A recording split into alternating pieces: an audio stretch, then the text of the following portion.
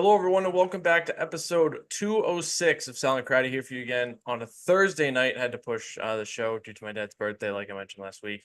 It was last night. We did celebrate last night, but it worked out because a couple big pieces of news in the football world came out.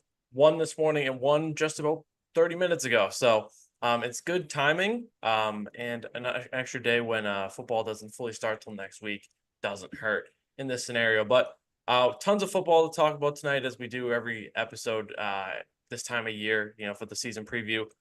Patriots NFL, we did have some news drop before the show, so we'll get to that too, maybe right away, just get it out of the way. We'll see what we want to do. Awards, records, all that good stuff. Super Bowl, of course. Then we'll get to some stuff about the Red Sox, a new Celtics edition, and a couple quick NHL notes to wrap up the show. But Ryan, it's an exciting time. How are you doing? Doing great. Like you said, football, this is one of the shows I like doing the most. I'm sure you feel the same way because it is the big prediction episode. And as people know that have followed us, we're always 100% right when it comes to these predictions. Never wrong. We've never lost. So get Which is ready for more those. what's impressive too is we're both right 100%, which isn't possible. Yeah, So exactly. Right. Yeah. Even if um we have different picks, we're still we always right. actually Like we it's, actually bend reality and it's bend a the future. mathematical Uh anomaly. Yep. it's like the multiverse. We just create alternate timelines and they're all hmm correct. Just So strands going everywhere. Yep. yeah, strands going everywhere. Exciting stuff. We might as well just get the IU stuff out of the way. Sure. Makes the most sense. It finally comes to an end in unspectacular Pretty fashion. anticlimactic. Yeah, for sure. Yeah, he Like stays all in that bitching and moaning. all that bitching and moaning did not get him anywhere, whether that's more on him or on the teams. I bet it's a little bit of both. hmm He signs for 4 by 120 and 76 million guaranteed. As far as we know, the Patriots might have been offering more than that, but of course, San Fran versus New England is a different story these days in terms for Yeah. a lot of factors that we all know at this point. So yeah, he's amongst the highest paid like he wanted to be. And it's another one off the board. CeeDee Lamb signed recently. He signed a mega deal. That's huge and very well deserved. But Ayuk, after all this, all the Steelers stuff, Pats, Browns, um, it's over. And he's staying in San Fran. And they just drafted two receivers. So um, So gotta now hope they can Debo's on the find market. gotta hope for their sake they can get those guys involved. Yes, maybe Debo will be gone now. And we'll hear that until August of next year. hmm And he'll just stay with San Fran and do the same thing. I don't know. Maybe Debo will get moved. That'd be funny. But yeah, I don't think we have a ton more to add on the Ayuk stuff, but we figured we'd fill people in a lot of guaranteed money and 4 by 120. What do you think, Ryan? Yeah, not a bad deal for him. I wonder if this was kind of just him being like, I guess I'll just take it and leave it. Because we talked about this before, and I said this, like, I never understood what his mindset was to begin with. When all this stuff first came out about, like, you don't want to be in a place that you got a pretty good shot of winning the Super Bowl every year. I said, I think at the time, if it wasn't for the Chiefs, you'd probably have two Super Bowls by now. And, he would have two rings and would probably have a little bit more say in the amount of money he makes for, the type of hardware he's earned. Then you have, obviously, like you said, the Patriots offer him the most money, don't want to go there. So it's like, all right, do you want to play for a winner? Do you want the most money? Like, what's the situation here? I feel like he just kind of settled at this point, was like, all right, if I'm not going to, part of me still thinks he was holding out hope that he ended up in Washington somehow to play with Daniels. But if that wasn't going to happen, he was probably like, all right, like the Pittsburgh thing seems dead. I guess I'll just play for, the best team in the NFC for the last, handful of years. And again, a team that gets to go to the Super Bowl every year, it seems like. Tough situation for Brandon Ayuk. You hate to see a guy being Ayuk, Ayuk. I Ayuk. know I do it all the time. It's not never gonna change. Um, but in my defense, if we talk about Red Sox, you have not said Tristan Casas' name right for a very long time. I Tristan noticed the last Casas. you say cautious from time to time though. Ah, well, So that's there. fine. This is Yeah, this is how we're fair. starting off the show. We're very Handshake. yeah, there we go. Handshake agreement. We figured it out. Um, but yeah, like I feel like he just kind of settled at this point. Again, like I never understood the wanting to get out of San Francisco in the first place. Like, sure, everybody wants their money, but like, dude, you're in the second best situation again outside of Kansas City, so I wouldn't be complaining too much. Yeah, exactly. It's done. I'm glad it's over with. I imagine a lot of people are, except for Steelers fans, probably right now, Hmm. probably pretty upset. A lot of them How probably realistic do gave you think up, the but Steelers were though? Because like I feel like that those rumors kind of died off. I pretty feel like pretty quickly at a certain quickly. point. Yeah. Like maybe not quickly, but like, yeah, maybe quickly is the right word.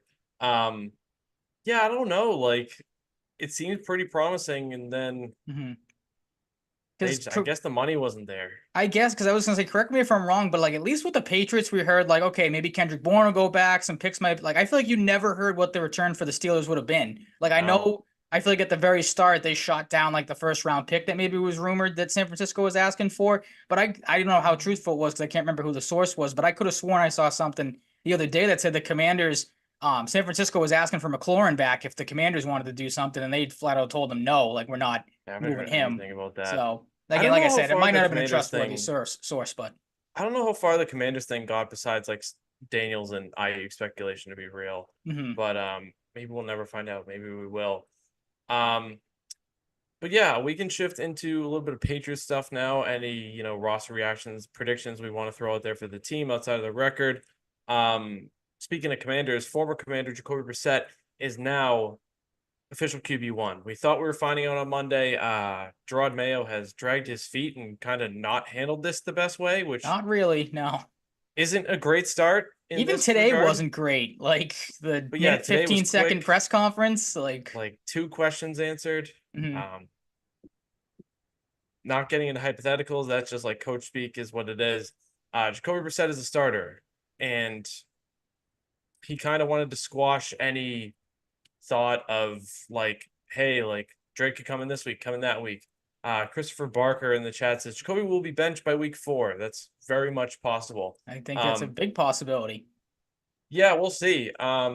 It's the safe play, which I'm okay with. We talked more in depth, a little more in depth about this last week. I wasn't going to be upset if Drake May started week 1, but like let the offensive line like settle in a little bit. It's going to be bad, but like at least let them get some like regular season game reps to like when you want to put Drake May in, maybe you feel a little more certain than like week 1 on the road against the Bengals starting Drake May.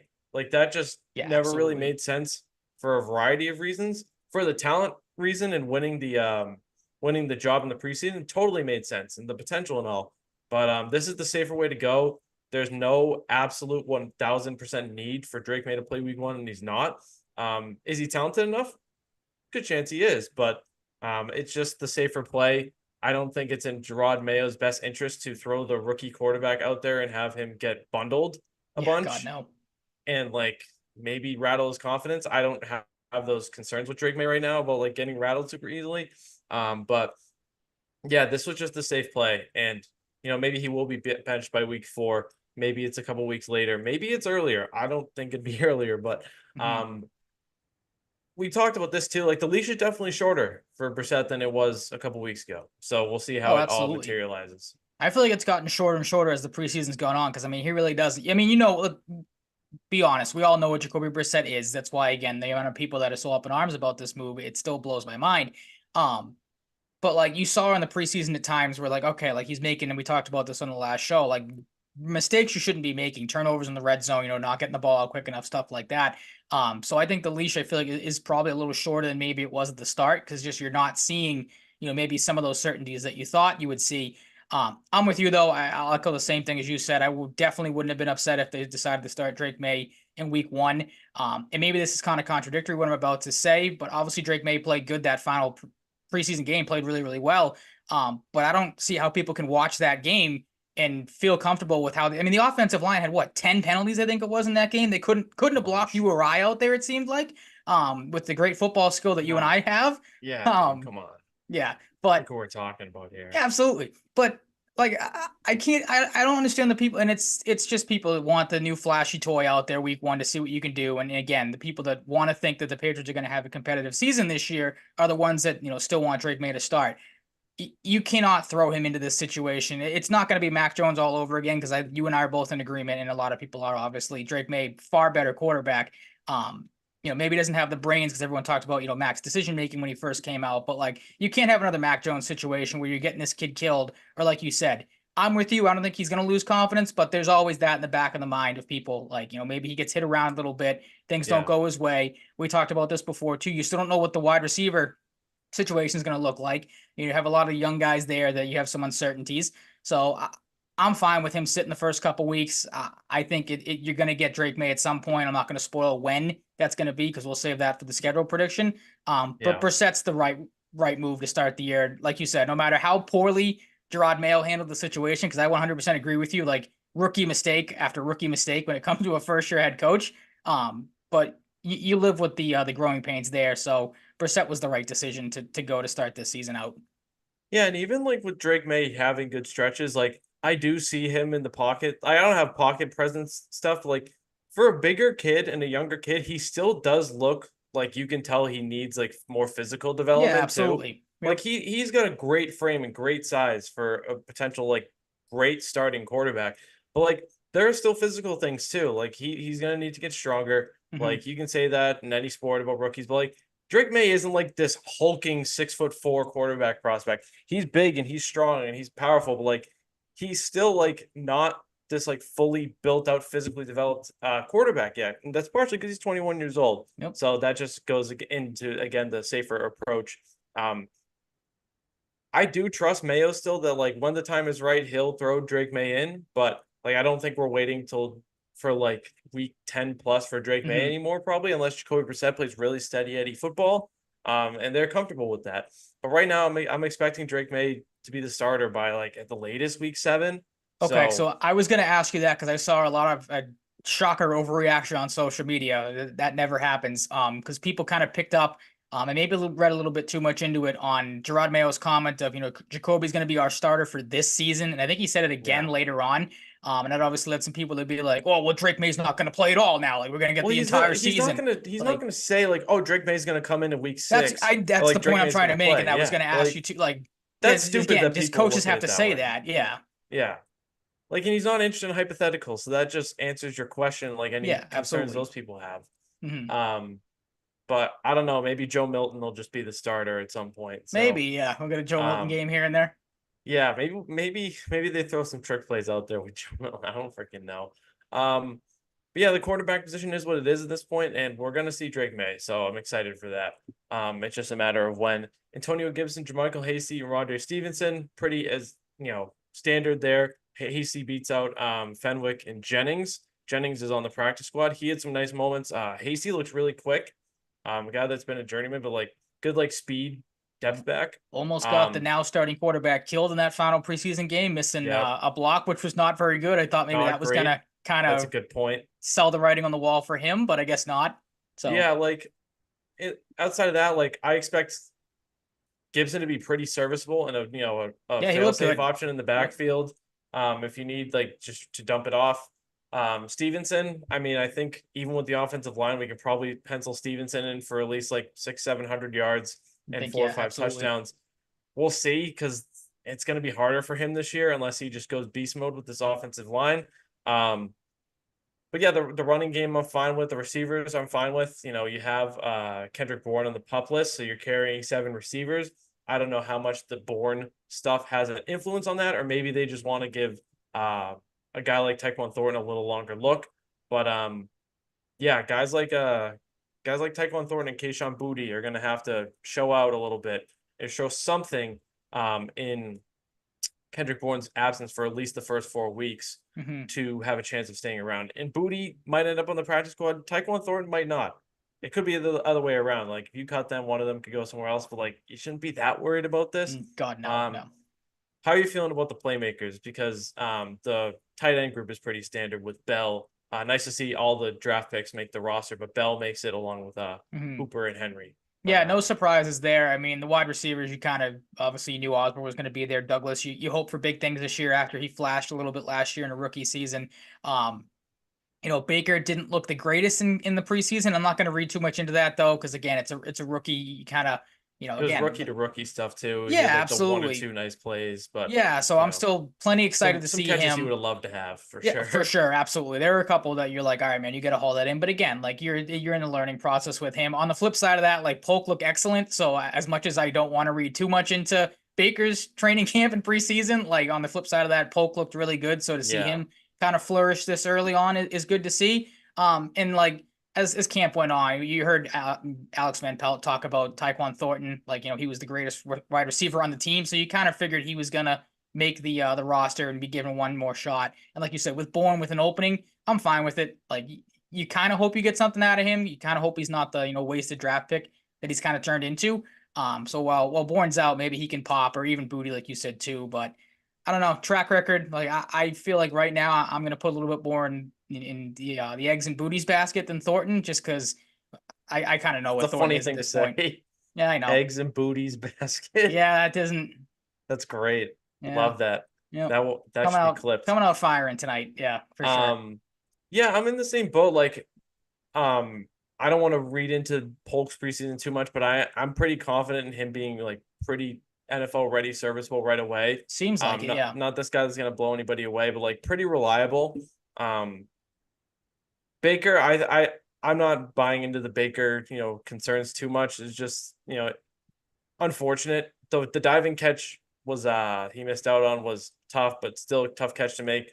And the other one in that game, it wouldn't have counted. So, Yeah, it was but that bounds one. balls That's he would right. have liked. Yeah, balls he would have liked to have. I am excited. I'm not expecting Osborne to do like crazy things, but he's another guy I'm like comfortable with for a 1 year guy. If they suck, maybe they jettison him for a draft pick, which they will suck. So maybe he's the guy Spoiler who's a one alert. year. Yep. Some team loses a receiver, gives you a mid round draft pick, late round draft pick for KJ Osborne. So I hate to look ahead like that, but that's just kind of the vibe I got early on when they signed him. But he's a good Mm, player. I like KJ Osborne, kind of buried on the depth chart a little bit in Minnesota. Um, I do wonder how much we see of Jaheim Bell, but like if we don't see a ton of him in the passing game, I'm not going to be super upset.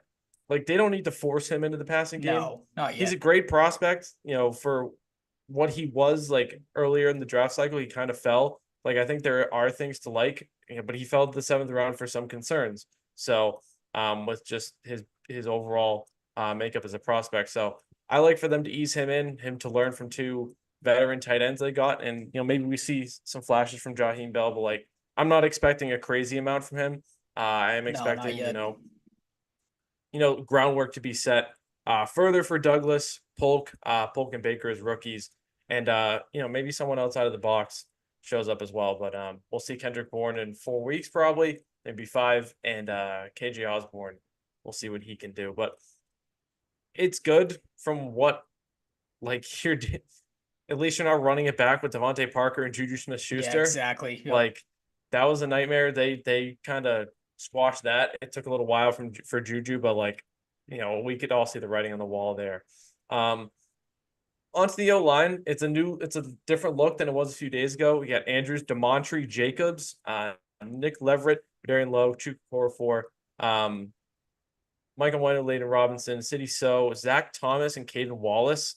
Jacobs and Thomas were waiver claims that PFF love tweets like these. Like, looks like they were on the outside looking in on their teams, but like had decent preseasons. Maybe the Patriots are trying to see what they have, if it's anything further than what we saw in the preseason.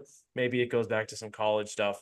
But I don't know. Demontry Jacobs looks like an interesting player. I'm not gonna buy into a waiver claim that much, but Mhm. like they seem like some guys that are worth taking a flyer on, and they could be here for 2 weeks. They could, end up being depth players. That's kind of what you look for in a waiver claim. Maybe you find a rare diamond in the rough who's a good player, but I'm fine with the offensive line group. Obviously, it isn't great. We know this, but like it's a It might group that might be the has worst in the league. Like, like you have a sturdy veteran in the middle. Layden Robinson hopefully will be able to be serviceable as a rookie, no matter how much he plays. Nick Leverett, not super impressive as a veteran signing in the preseason. Neither was a Okorafor. Hopefully, we'll oh, see he was Calvin bad. Anderson in the mix at some point. But yeah, it's going to be a bad group. It might be the worst. It's definitely going to be bottom three. Mhm. But yeah, I feel like we've exhausted a lot of the points with the offensive line over the past few weeks. But do you have any additional thoughts? Anything in your mind has changed? Any of these new guys stick out? Anything like that? Anything you want to touch on? I mean, outside of the obvious ones, like you said, the Andrewses and the Onwenus, the names aren't going to jump off the page by any means. But I am just glad, if there is a positive to take away from this, that it does seem like they're gonna try to like tinker with it. I mean, they're obviously gonna try to tinker with it, but they're not not just going to do it in house. Obviously, like you said, with a couple waiver claims they were able to get. Like it's clear to see that Elliott Wolf is like, all right, I know this offensive line's not the best. Let me try to, like you said, bring in some guys, hopefully find a diamond in the rough here and there, or just someone who's more serviceable than a Vidarian Lowe, or Yeah, like I said, Okorafor looked horrible in the preseason, so that's a yeah, move that might not work out. You don't know what So's situation is because he got hurt in that last preseason game. He's obviously going to play, it seems yeah, like, but you got to now worry about that. He was one of your more steady guys last year, especially late in the season. So like we talked about, everyone knows there's huge questions, but like I said, I am happy's the wrong word because, like, again, you're not happy with this offensive line. But just to see them being proactive, trying to get more guys in here, seeing what works and what doesn't, I'm good with that. Yeah, and I mean, I don't know how, unless you're a crazy fan, you can't be in the same boat that we're kind of in. Hmm. And another guy we've talked about in the past is Caden Wallace. Like, when are we going to see him get left tackle reps in the regular season the first time? Is he going to be a right tackle like 95% of his snaps throughout the season? We'll see. But they're going to have to shuffle things around because For it's not sure. going to be. Yep. They're not going to find this amazing solution. But like, it comes to a point where like you need to find something that won't get your quarterback killed ideally and Ideally. Yep. develop guys like Wallace and Robinson as best as you can and try to find somewhat permanent homes. Like you might not find that permanent home, maybe more for Robinson because he's a natural guard. Um, Wallace, you're trying to figure out whether he can develop into a left tackle or not, so that's a little different. But yeah, and then you have on when it was with the ability to kick into guard if he needs to as well for a guy like Wallace, more likely in this scenario. Let's shift to the defense. Alex Austin and Marco Wilson are two fringe guys that beat out Sean Wade. I'm not super opposed to that. Saw Yeah, I'm some not people were surprised by surprised. that. Sean Wade just like another guy, like draft cycle, going back to it, really promising player. Fell off hard for a reason. Got a couple, had some injury stuff. Got a couple cups of coffee. Just never really did anything with it. Like Alex Austin showed you something a little bit last year, kind of a diamond in the rough. Has made some plays here and there. Also had some ugly moments. That's okay. Marco Wilson, they clearly like him too. He's maybe another Alex Austin mold type of guy. Outside shot type of guy that makes his way onto the team. Fine with it. I'm really just concerned about Marcus Jones staying healthy this year. Jonathan Jones being Jonathan Jones, which we know he can be good, and Christian Gonzalez potentially developing into all pro territory. That's obviously the big thing for the Hmm. secondary because Christian Gonzalez is fantastic. And Marcellus Dial's in there too, going into like back into the whole draft class making the team. He was one of the guys maybe would get cut, but he makes it. So, and he's pretty excited, like chip on the shoulder type thing. He's like, you know, I'm ready to roll type of thing. He was pretty excited to make the team. So, as a late round guy, he's got a little chip on his shoulder there. Any thoughts on the secondary? And if you want to go in on the safeties while we're on this on the subject. Oh, my big thing is the health concerns because I mean those three guys right in the middle there, like you mentioned, Gonzalez and the Joneses. Like I'm not gonna say Gonzalez has injury history because obviously 1 year and not even a full year in the league last year. Um, but like those guys, they get banged up. One of the two of them go down. Like that cornerback position, which on paper looks like one of the deeper positions on this team, gets kind of thin almost immediately. So you hope those guys can stay healthy. And like you said, the obvious one is you hope Gonzalez continues to make that jump, which we both expect him to because he was great in the limited time he had last year, had some moments in the preseason this year. And I'm curious to see too what the situation with Marcus Jones is. I got to assume with some more sought out wide receivers now, I would have to think Jones is probably going to stick on the defense. But I wonder if maybe they'll bring him on offense back a couple of times if things Yeah, start to stick a little bit. maybe a To return have option too. Yeah, to have that type of weapon in your back pocket obviously is good to have. Yeah, I'm cool. I'm cool with him settling in more on defense as well. Yeah. And like the player a lot. So, I just looked. Mike Reese said he kind of wonders if now that Isaiah Bolden has cleared waivers, if he'll stick on the practice squad. I kind of hope he does because Mm. they do not have a single corner on the practice squad. Yeah, that's not ideal. You'd like to have one or two of those just kind of hanging around Maybe just in this AJ case. Thomas, maybe AJ Thomas, the safety can play corner in a pinch. Maybe. Um, just noticed that. Yeah, that's not Great. ideal. Yeah. Maybe they Great. bring Sean Wade into the practice squad. I don't know. Gotta do something. Excuse me. Might as well just stick with the secondary here, go out of order here in the outline. Yeah, it's fine. Duggar, of course, makes the team. Jalen Hawkins, new addition, makes the team. Jabril Peppers and Del Pettis. Del Pettis makes his way as one of the undrafted free agents on the team. Maybe the only one? Is he the only I think undrafted the guy? only one. I think he was the one that started it back up, or because didn't they? Yeah, There was a year or two ago that they didn't have somebody. I think that streak got broken a couple years maybe, ago. yeah. So So Del Pettis makes his way on. I don't have a ton to add on Del Pettis, to be neither honest. do I. But I love the safety group. I really do. Yeah, same thing. One of the deeper positions on your team. You hope Duggar can continue to develop and obviously be one of your core guys as he is. And Peppers has been so good since he got here. Like you just hope that continues. Exactamundo. Onto the front seven.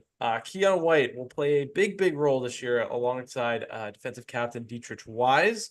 Would love to see Keon White really explode this year. That'd be great. And we've seen how that guy operates. He seems all football, all business, wants to hurt people.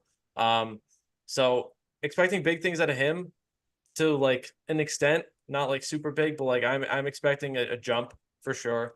Dietrich Wise, if he's just steady Eddie, maybe a little more consistent this year, I'm fine with it. You got a quality Godshot, Eric Johnson the second, Jeremiah Farms Jr. At D tackle. Jeremiah Farms Jr. makes his way out of the team. Good for him. Eric Johnson, we'll see how long he's kind of like a fringe guy. We'll see how long he sticks around.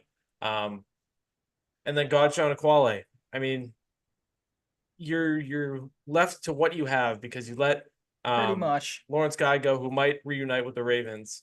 And Christian Barmore is out for the foreseeable future with blood clots. So that really throws things for a loop, but like it kind of is what it is. Maybe, you're getting more contribution off the edge than interior, but it's not the most exciting group, but maybe Keon White can be a spark there. Teams playing the Patriots, run the ball up the middle. Might have a Yeah. lot of success doing it. Savon Godshaw is going to need to be a lot better this year. Yeah, oh, say absolutely. What do you mean? He's going to actually have to show up on the stat sheet? Yeah, because he had a lot of public skating games last year. Mm-hmm. Linebacker, Juwan Bentley, Christian Ellis, Curtis Jacobs, Anthony Jennings, Raekwon McMillan. Hopefully, for his sake, he can stay healthy this year because he looked good in the preseason.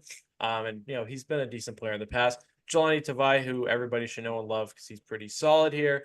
Josh Uche, who's gonna be pass rushing a lot from the linebacker position, and O'Shane Ximenez. I'm gonna say Ximenez or Ximenez. Believe from the Giants. So that's a linebacker group. It's an okay linebacker group, but nothing super crazy. But like you got some serviceable guys. Maybe they're not racking up stats like some linebacker groups out there, but like should be a serviceable group.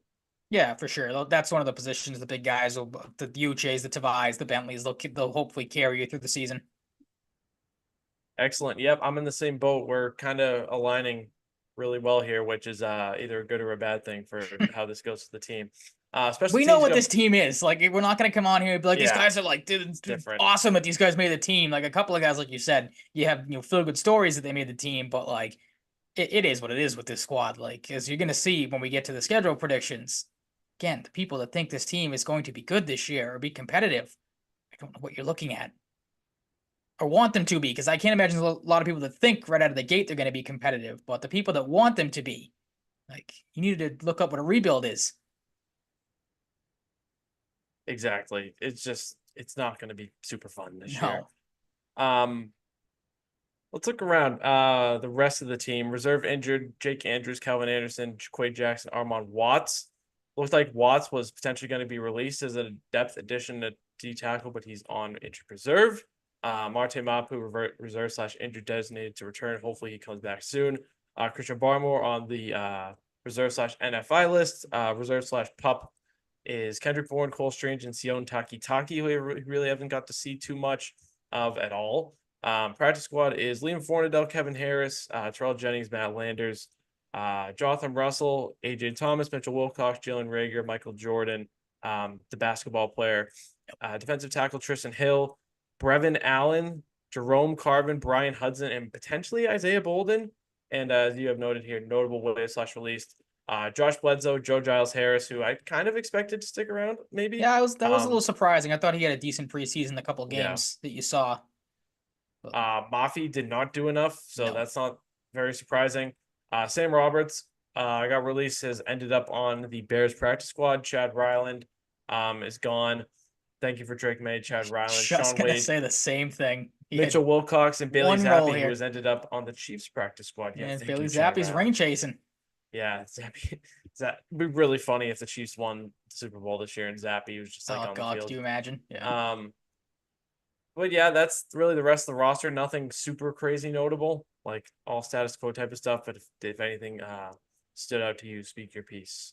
Not really. I mean, you kind of could feel the Ryland move coming. We talked about that in the last show. It seemed like Sly was getting the more of the opportunities, and then either you or I read the stat where he was just kicking the crap out of Ryland in the practices and everything when it came to field goal attempts. So that makes, another great Bill Belichick decision there, trading up in the 4th round for a kicker. Like, it is what it is. Not the greatest move. Maybe, Ryland gets a second chance somewhere else Yeah. and finds a home, but like just another move where you're left scratching your head. And again, like you said, thank you for Drake May. I'm sure there's people that will argue the Denver game. You could have, maybe gifted the Patriots Jaden Daniels, but again, I'm not gonna hold that one, hold out hope for that one or anything like that. Because again, we haven't seen either one of those guys play yet. We don't know what they're going to be like. So can't overreact to something that hasn't happened yet. Exactly. Exactly. Any predictions? Because I'm thinking one of my big ones is just like kind of an easy one. I think Pop Douglas is going to lead them in receiving yards. Okay. I think Jalen Polk is honestly going to challenge him at times, to be real with you. All right. I don't disagree with that at all. But I mean, I said my piece on Ramondre. There's not a ton else I have because it's a pretty unspectacular group. Yeah. New kicker, maybe Joey Sly is amazing. Maybe he hits every field goal. I don't know. But I don't have a ton of like favorite predictions this year with this team because yeah, like I said, like it's a pretty unspectacular group. I think we'll get towards one where one prediction when Drake May is going to show up when we talk about like breaking down the schedule. But yeah, that's where I'm at. One guy I'm not going to give a prediction on, but I'm very curious about because they need his pass rushing and need his overall talent. Is the man that's on a 1-year deal on defense, Josh Uche. Is he going to be a little extra motivated this year trying to deal? Yeah. To really ball out? Maybe Josh Uche can be a big time contributor because they're going to need him. I'd like they're to see gonna that need him for to sure. at least make plays on defense, not to win them a bunch of games, as we know. But Josh Uche is playing for a lot this year, so that's a guy I'm excited to watch. Absolutely, me too. I he do took not a have very any... cheap deal too. He did. So That was one of the like more $3 million. surprising deals of the offseason. That was the definition of a prove it deal. No, I don't have anything right now for the Patriots because I honestly planned on doing my Patriots predictions next week before we previewed We the can hash Bengals them out a game. little more. We can do more of those. This one was kind of the more NFL centric because we're not going to beat people over the head with just football. We got to break it up. We got to keep people wanting to come back and actually listen to this thing. So I will save my Patriots specific ones for next week. And as I say that, we're going to now preview the Patriots specific schedule. So yeah, but that has to happen. yeah, absolutely. It doesn't have to, but we're well, gonna. You can't have the record predictions and then people wondering like how do they get the Patriots to be this number and this number without giving some sort of background on why we think they're going to do what they're going to do. True, very true. So let's get into it, Ryan, shall we? Okay. As you have noted in the outline, last time we did schedule predictions, early ones. We did an episode 193 on May 16th. You had the Patriots going 7-10. Very bold. Going 5-12. Yep. So we'll see where we're at. Will I come off of my 7-10? Will you? Will you? We'll get to like. You have wins listed from back then. Do you want to say those now? I was going to ask. Yeah, I'll just throw them out there for the people that may have missed the episode or don't remember. My wins, this is to see if they change or not or what we think maybe these teams have done, gotten better, gotten worse. I had the Patriots beating Seattle, Miami at home, Jacksonville, the Jets at home, Tennessee, Arizona, and Buffalo at home to finish out the year. You had them beating Miami at home, Jacksonville, the Jets at home, Tennessee, and Arizona. So some similarities there, a couple of differences. Again, some things have changed with this Patriots team that maybe has swayed our opinions one way or the other that we will get into shortly. Exactamundo. I've changed a little bit, not too much. Yours, as have I. You had a much different record than mine initial record. Yep. So we'll see how it goes. Cincinnati on Sunday, September 8th. Starts on the road in Cincy. We both have them taking the L. Well, we've seen the Bengals in the past struggle in week 1. I don't know if they're going to be able to struggle mightily enough to lose to the Patriots. No. If they do. Even if they do, I don't know if they're losing to the Patriots. If they do, the season should end for the Bengals right after week 1. Right then.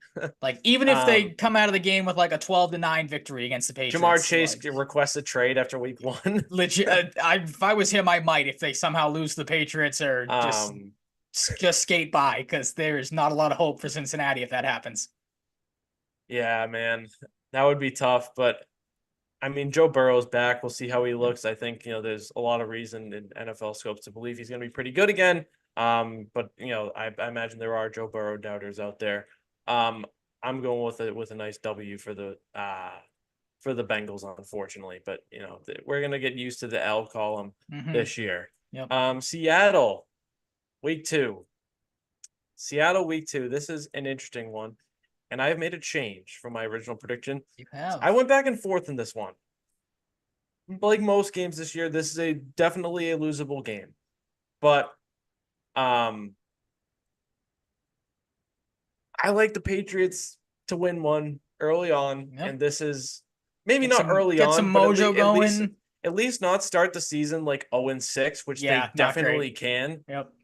I don't know if they're going to beat the Jets next week on Thursday Night Football in New York or the Meadowlands on a short week. So I'm going with Seahawks. Like maybe it's a crappy one. Maybe it's like more like a 24-20 and it's got some entertainment value. Um, I don't know. I can't envision a scenario where the Patriots start like 0-7, 0-6, no matter how bad they are. Mm-hmm. And that is part of the reason I'm giving them the Seattle game. But I think this is a winnable game. Like Seattle's pretty good, but like you have to make plays against them. You got to kind of like find looks at this point around Reek Woolen. And I say Reek because I didn't know that's apparently what he wants to be called now. I saw that on the Our Lads depth chart. So I'm Just assuming that's like one of those things like, dropping the hey, T and the A. Okay. I want to be called Reek now. So I'm going to call him Reek Woolen. All right. And Devin Witherspoon. You're gonna have to find looks around them. I think it's doable. It might not be the easiest, but this might be like a ground and pound game where like Ramondre Stevenson might not have tons of room to run, but like you get him into the end zone a couple times. You make things interesting. You hit your field goals when you have the opportunity, and you win a close one. Yeah, the Seahawks are an interesting team for me. No Pete Carroll, obviously, this year, so I think they might be a little sluggish out of the gate. New coaching staff, kind of new coaching system. Not the highest on Geno Smith, so I don't know what he's going to look like these first couple weeks of the season. I'm with you. The Patriots got to get one to start the year because, like you said, if they don't, you realistically could see them starting the year, like you mentioned, 0-6, 0-7, and nobody wants that. So I think they come out first home game for Gerard Mayo as the head coach. They're going to want to play for him. I think they'll. I'm with you. Squeak this game out. Maybe this is the first game you get to see. Maybe a guy you think of if he hits every field goal this year, potentially team MVP Joey Sly. Maybe this is a good game from him, and he puts up a couple of big field goals late in this game and gives the Patriots a very close win. Yeah, and the Patriots, like if they're gonna win games while they're missing Barmore, they do have Gonzalez back, and they still do have some playmakers on defense. Like they didn't have the most glamorous defensive unit, and they made it work with like a top. I think they finished 7th overall ranked defense. I could be wrong. Do That not quote me on that. sounds about Last right, year, but like they can win a close game with defense this year against certain teams. they're gonna have to. Um, but we both have them in the W column, so starting 1-1. I do not think they win in a short week on the road for Thursday Night Football against the Jets. It is an old Aaron Rodgers, but and there's rumors that there's disarray. I'll believe there's I saw disarray. that. Yeah, I was gonna ask Um, you what it's you. just like people are always gonna say that. It might Yeah. be true because it's Aaron Rodgers, but I'll believe it when I see it like Mhm. blow up on the field. We've seen it in practice. Apparently, him and Garrett Wilson have gotten into some arguments. But I mean, it's a young receiver and a veteran quarterback. Like they're not always gonna see eye to eye. That tends to happen a We'll lot. see if Yeah. that melts down or not. Maybe it does. I don't see the Patriots winning 2 in a row to start on a Mhm. short week. I'm not going to spoil my Jets prediction, but maybe the saying this kind of does. Like, I think that Jets team's going to be just fine if they can stay healthy. They're not going to have to rely on Aaron Rodgers too much because there's just too much talent on that team all around the ball to not be a decent team this year. Unless like, they pull the Jets and fall all over themselves, which we've seen them do in the past. So it's very likely. But like you said, the Patriots' schedule is hard enough as it is when it comes to opponents. Now you have a short week, as you mentioned. Primetime game, young team, that they're not going to be ready for this one. So I think the Jets pull this one out. Yeah, and like you said with like along the lines of like strength of schedule, like the Patriots have like a top 5 hardest schedule, which Absolutely. doesn't help when I you're think it already might be like top terrible. 3. So Yeah. I plus, like guess nothing it against Gerard Mayo, but like this is a game too where it's again you get a first test of a short week trying to prepare for that. Like I'm not, I'm not going to say completely confident in him because I think he's going to do a decent job for what he's got. Um, but this will be the first test where you're like, all right, like rough week for Gerard. Like we were starting to see that a little bit here with some of the press conferences. So maybe this is one that's a little over his head, Yeah, and has to kind of have a learning experience from. right. And yeah, there's too much to not like about this on a short week for us. You have a little extended time off, but you get Any San shot they Francisco. win this game. What has to happen to the No, 49ers for the Patriots to win this game? everybody Just dies. I was just gonna say, don't show up. The stadium gets blown up. Like what? Whoa, whoa! Like What are no, we nothing is bad. this the Like Dark Knight? I was gonna say, like Batman. Like nobody gets hurt. Just kind of the stadium just collapses in on itself, the field wise, Jeez. and yeah, Metaphorically, nothing too crazy. metaphorically. Yeah, yep. No, they're not beating the San Francisco 49ers on the road in week 4. Especially now that they have Brandon Ayuk officially. Like Ayuk, sorry, did it again. It's gonna take a long time, but It is. It's fine. yeah. Miami, The Red Sox suck so bad. Miami, Sorry. Miami, Miami. I was wondering why you had an asterisk next to this one, and Did I you put put an asterisk for the an same asterisk reason that I too, did? because I think I might have the same reason. What do you think my asterisk is for? And this might answer the This is when question that Drake was May in comes in. absolutely. Yeah, So that's where whoever I'm asked at that too. question, I forget the name of the person in the comments. Apologies there. There is your answer. That's where Drake May gets his first Yep. NFL start. Yeah, and you have them beating Miami. I do not. I have changed my tune. Boo. I don't know, like Drake May rush. Like they're gonna have they get the young yeah, guy in there that's the finally. thing. Like I can't factor it into the official prediction because I don't know if it's until it gonna happen. happens. Okay, I that's can't fair. I can't put it in stone. All right. I don't know if they win in Drake May's first start anyways. Okay. So Fair. it's just like a lot against a high power offense team. I will say they did add Aaron Brewer internally at center. The Dolphins did let both of their starting guards walk in free agency. Yep. So that is going to Defense took a hit this year. Like potentially be a crutch. They let Christian Wilkins go. Yep. But this Chubb's is a still team that's hurt, going to isn't have he? to. Or is he not? I thought I heard he's not ready to go, or is going to be a little Not banged up to sure. start the year. So Trop Dolphins have Robinson's some going to be. questions. They do. Trop Robinson's going to be relied on a lot as a rookie edge rusher. I think the Dolphins, like half spoiler, not really. I think they're just going to outscore their problems to win games. Okay, fair way to look at it. He might not have as much time. And they took an edge rusher over an offensive tackle, which Trop Robinson's great, freak athlete, but they did that. So we'll see how that helps. They could have used a guy like Graham Barton. I said that a lot last draft cycle rather. Yeah, I don't know. Maybe they win the second Miami game, which is at Miami. Okay. So maybe that doesn't make sense because It never happens. they've struggled in Miami. Yeah. But I don't know. Maybe they have a game plan for a second time. Maybe they win. I'm not saying they can't beat Miami this year. I think they can. I just don't think they will. All right, fair enough. Fair enough. Look, Houston had a great year out of nowhere last year. Some people might not be super high on them. I am. The Patriots are not beating the Texans. No, this is San Francisco Francisco to a lesser build level. what the Texans have started to build. Yeah. Which is a good blueprint, it looks like right now. Mm-hmm. They will not win this game. No, it's just not happening. This is another one. I won't go as drastic as like. Well, I mean, you said everybody dies for San Francisco, so like, if there's people that want to come at me for a stadium getting blown up, like the stadium you, thing. Okay, yeah, you having people die is just as bad. But no, I'll tone it down a bit. That's like clearly metaphorical. I don't know what you're thinking about the stadium blowing up. You calling me like some sort of like, I feel like now I'm gonna be on like some sort of watch list because you're making assumptions about me. Again, for the Texans to lose this game, like I'll tone it down. CJ Stroud has to get like food poisoning the night before, not show up. Stephon Diggs has to just blow the game off and not want to play it. Like this is again San Francisco to a lesser level. The Patriots don't win this game against the Texans in any way. No, they don't, and the Texans are going to be for real this year. Jacksonville on the road. Mac Jones question mark in really London. Wanted to pick the Patriots to win this game. Really did. Yep. Couldn't. No, this is like a home game for the Jags at this point, playing over in London. They're good, and I think Lawrence is going to have a good season, maybe better than last year. I am huge on Brian Thomas Jr. at LSU. Yep. Gabe Davis will be pretty good. I think they have like an upgraded passing attack, which is nice. Their offensive line is going to be fine, maybe not amazing. And their defense will make some plays. Their defense isn't super spectacular still to me, though, yet. But maybe Josh Allen as Josh Allen Hines, or I think it's Hines Allen, actually, he wants to go by now. Okay. It's got the hyphen, maybe new era. But we already know how good he is.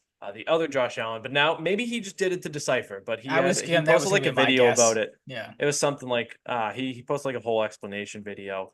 I don't remember all the details of, but all the power to him. If he wants to be called that, Maybe it's a new era for him. But I have the Patriots losing on the road to Jacksonville to 1-6.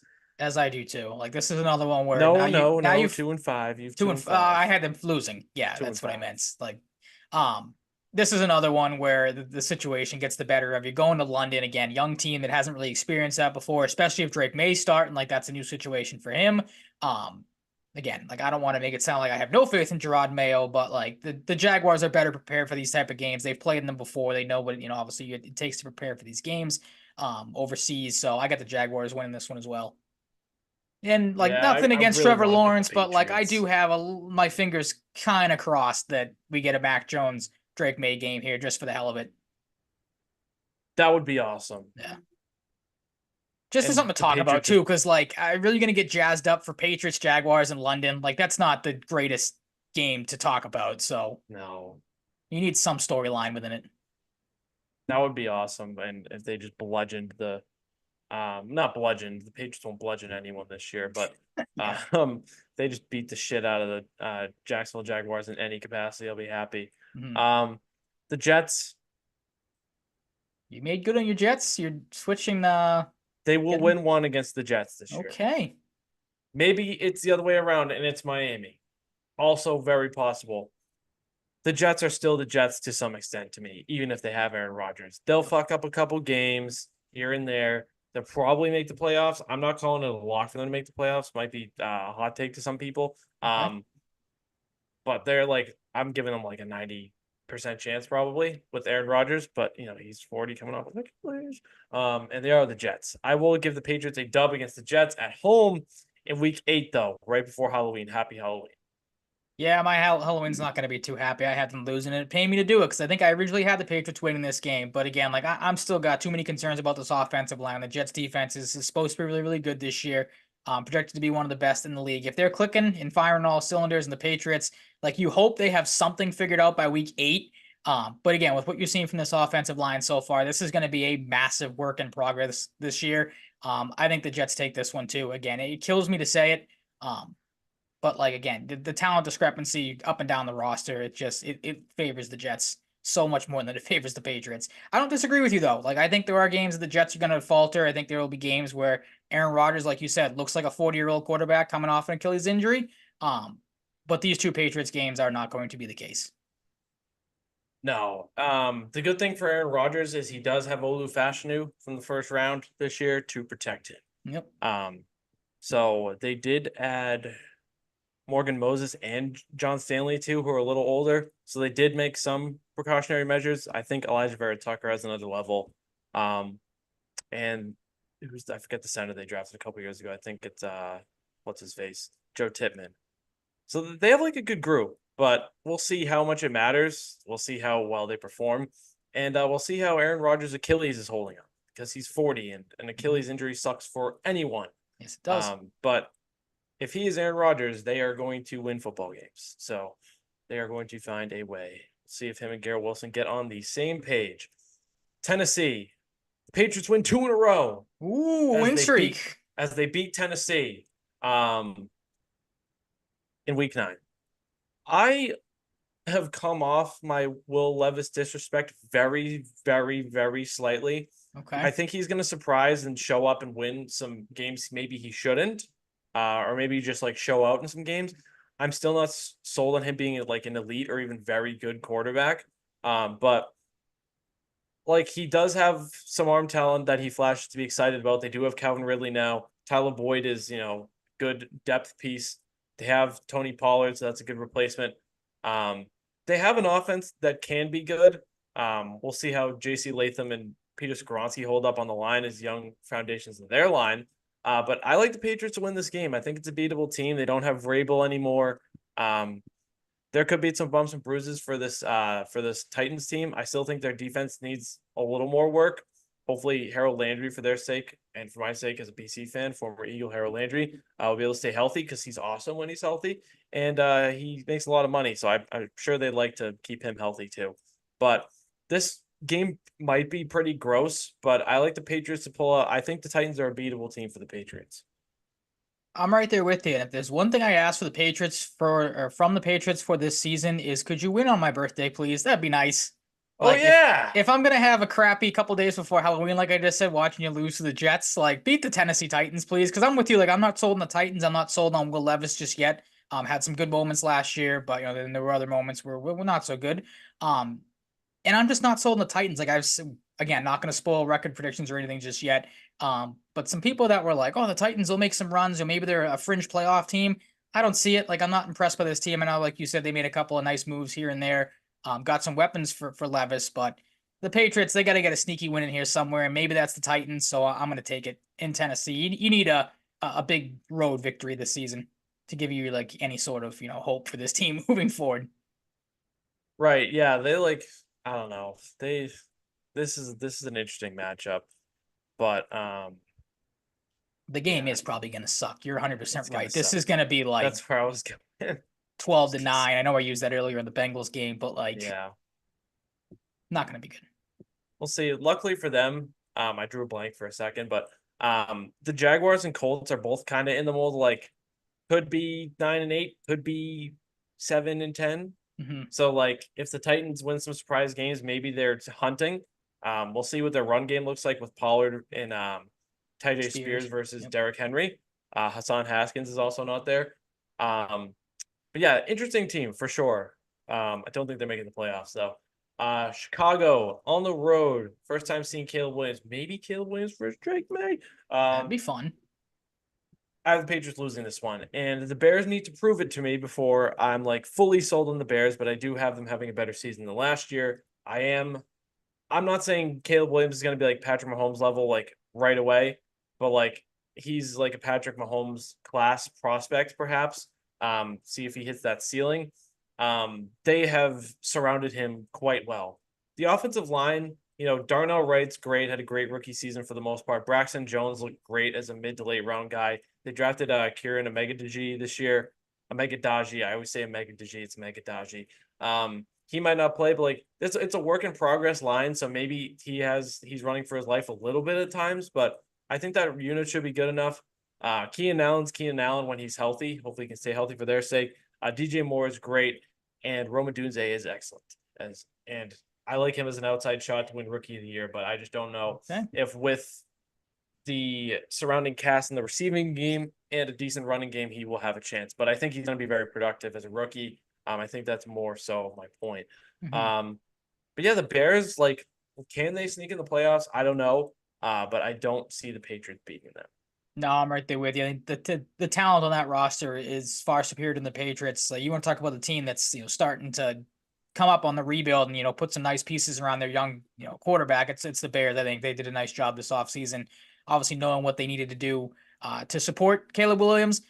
People will know that listening to the show, I was not all that high on Caleb Williams coming out of the draft. Watching a couple of those preseason games, I can see what the hype's about. Like I don't want to lean too much in the preseason. You rightfully so. I agree with you. Don't want to put the Patrick Mahomes spin on him just yet. But there were a couple games, couple moments in that preseason where I was like, all right, I can see the comps to Patrick Mahomes. This kid's got some talent. And especially too, like if the Patriots for whatever reason are still playing Jacoby Brissett at this point, like he's not going to be able to go toe to toe if Williams is hitting his stride, in the midway point in the season for the Bears, and they're starting to feel themselves a little bit. Yep. So tough loss on the road in a game that maybe some people should pick you to win. But again, I just think overall talent on the Bears roster is better than the Patriots right now. Yeah, like I don't know, maybe if it doesn't go super as planned for the Bears, the Patriots can sneak away with a win here, but I just don't know. I'm also high on Cole Kmet taking another step this year. So Absolutely. we'll see how DeAndre Swift fits. They have great running back depth now. We'll see how necessary DeAndre Swift was, but maybe Roshan Johnson is a guy that can take a big chunk of carries there as well. Maybe it's Khalil Herbert, but Roshan Johnson I like a little bit more as a player. Full season of Montez Sweat too. That's big for them. And didn't they have one more guy? Like Kevin Byard. I thought there was one other guy, but Kevin Byard should be able to contribute in that secondary. The Rams. The Rams are going to be good again because they are the Rams. They still have Matt Stafford. He's getting older, but they do have Kupp and Nakua. The running game's still good. People are freaking out about Kyron Williams right now. They also drafted Blake Corum. I'm one of them. But like maybe I'm not in Rams Twitter as much. Like get my running back off of returning punts. What are we doing? I think they should be or we should be talking more about replacing Aaron Donald. Yeah, that would make some sense. That's the identity of their defense. They drafted Braden Fisk for the interior in the second round and Jared Verse. So those guys are going to be relied on a lot early. I can see a scenario where the Patriots like make this close, but I don't know if I see a scenario with it's a Really, win. because I see it I going the other way. really I look, I'm very excited. We've seen Christian Gonzalez match up well against top receivers. True. Yep. He's gonna get Cup and Nakua in this on Be a and fun off. watch for sure. Like that's gonna be something. Very tough test. Yeah, like I don't know. The Rams are gonna have some weird games, I think, this year, but like they're still gonna be a playoff team. But I couldn't get to a point where I was even close to picking the Patriots to win. But like Hmm. I don't know. Like I think the Rams might have some duds here and there. Like they're not like super scary to me for some reason this year. But Okay. there's, I mean, Cup and Nakua are still Cup and Nakua. You have Williams and Corum, but I almost said Cora. Thinking about the Sox. Hmm. I don't know. I have an odd feeling about the Rams, and maybe it's nothing. Maybe it's nothing that really like affects their record drastically. But I don't know. I have a strange feeling. I was a little bit back and forth on them. Okay. Yeah, I have this to keep it short and sweet. I have this as if they're all healthy, this is a blowout. The Patriots don't stand a chance in this game. like, like Hey, again, fair. the talent is too good. They're again, if they're healthy, they got to be getting Higbee back at some point this season. I know Parkinson Yeah, had a good preseason, so there's high hopes for him to kind of take over that tight end role. If he can do that, that just adds another weapon to an already pretty good Rams offense. Like you said, with those two guys in Cup and Nakua, especially if they can stay healthy. So the Rams take this one in a runaway game against the Patriots. I think I'm just kind of overthinking the whole Aaron Donald thing. Maybe, but Like, I don't know. it's a It is huge a piece of huge your thing. defense to lose, and a leader in the locker room as well. Like It's going to that could be have some ripples. tough to shorten drives without one of the best defensive players Yeah, of all absolutely. time. They did add Tre'Davious White too. That's an interesting ad for them. I feel like nobody really picked up on that too much. I feel like Yeah, that one kind of went under the radar. mm-hmm. But Miami at Miami, this is one I was Scheduled pretty loss. scheduled Yeah, loss. The Patriots don't really do well in yeah. Miami, and maybe they would win, but we talked about that already. Mm-hmm. Um, Hopefully they can win around Thanksgiving time though. That'd be cool. But like wins are cool this year, but losses are also sick. So you can get a foundational left tackle. Yeah. Um, Yep. like that's pretty cool. Indy, winnable game. I think the Patriots will lose. Um, Look, I easily could have said they lose the Seahawks and beat the Colts, but maybe it's a little biased because the beginning of the season, I don't see them finishing starting 7-0, even though they very well could, because they have a Mm-hmm. tough start to the year. They really do. Um, I don't know. This feels like a gross one that goes either way. It's like a 3-point loss, 6-point loss. Yeah, I'm going Colts. I'm expecting an Anthony Richardson, not domination, but I expect him to have a good year. Jonathan Taylor, who you've seen the So Patriots struggle to I'm stop. Like I just and the Colts defense is only getting better too. So I don't have faith the Patriots pull this one out. I don't not have faith in Anthony Richardson. I'm just being cautious Fair. Yep. I because mean, the guy doesn't know how to slide, so he doesn't know how to slide, and he had not the best offensive line last year, which they didn't do a ton to fix. okay, true. But like they're trying to turn a freakish monster quarterback into a freakish monster quarterback in terms of statistics. Hmm. So yeah, that's what Anthony Richardson could be. We'll see if he is. He's one of my more fascinating players this season. I'm very intrigued by him. Okay, Bye week, I have the Patriots winning the bye week. You gotta get don't have anything gotta give him a there. win.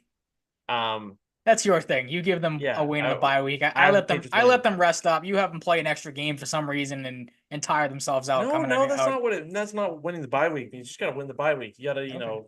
rest up and So I guess me having them everything resting needs to up go is a well. win. All right, I just don't put it down No, for. you just don't have a win in the bye week. You're not bought in All on right, that fact. So that's just that's you. I fair. just look at things differently. I It's care okay. about I the bye gotcha. week. Yep. Arizona.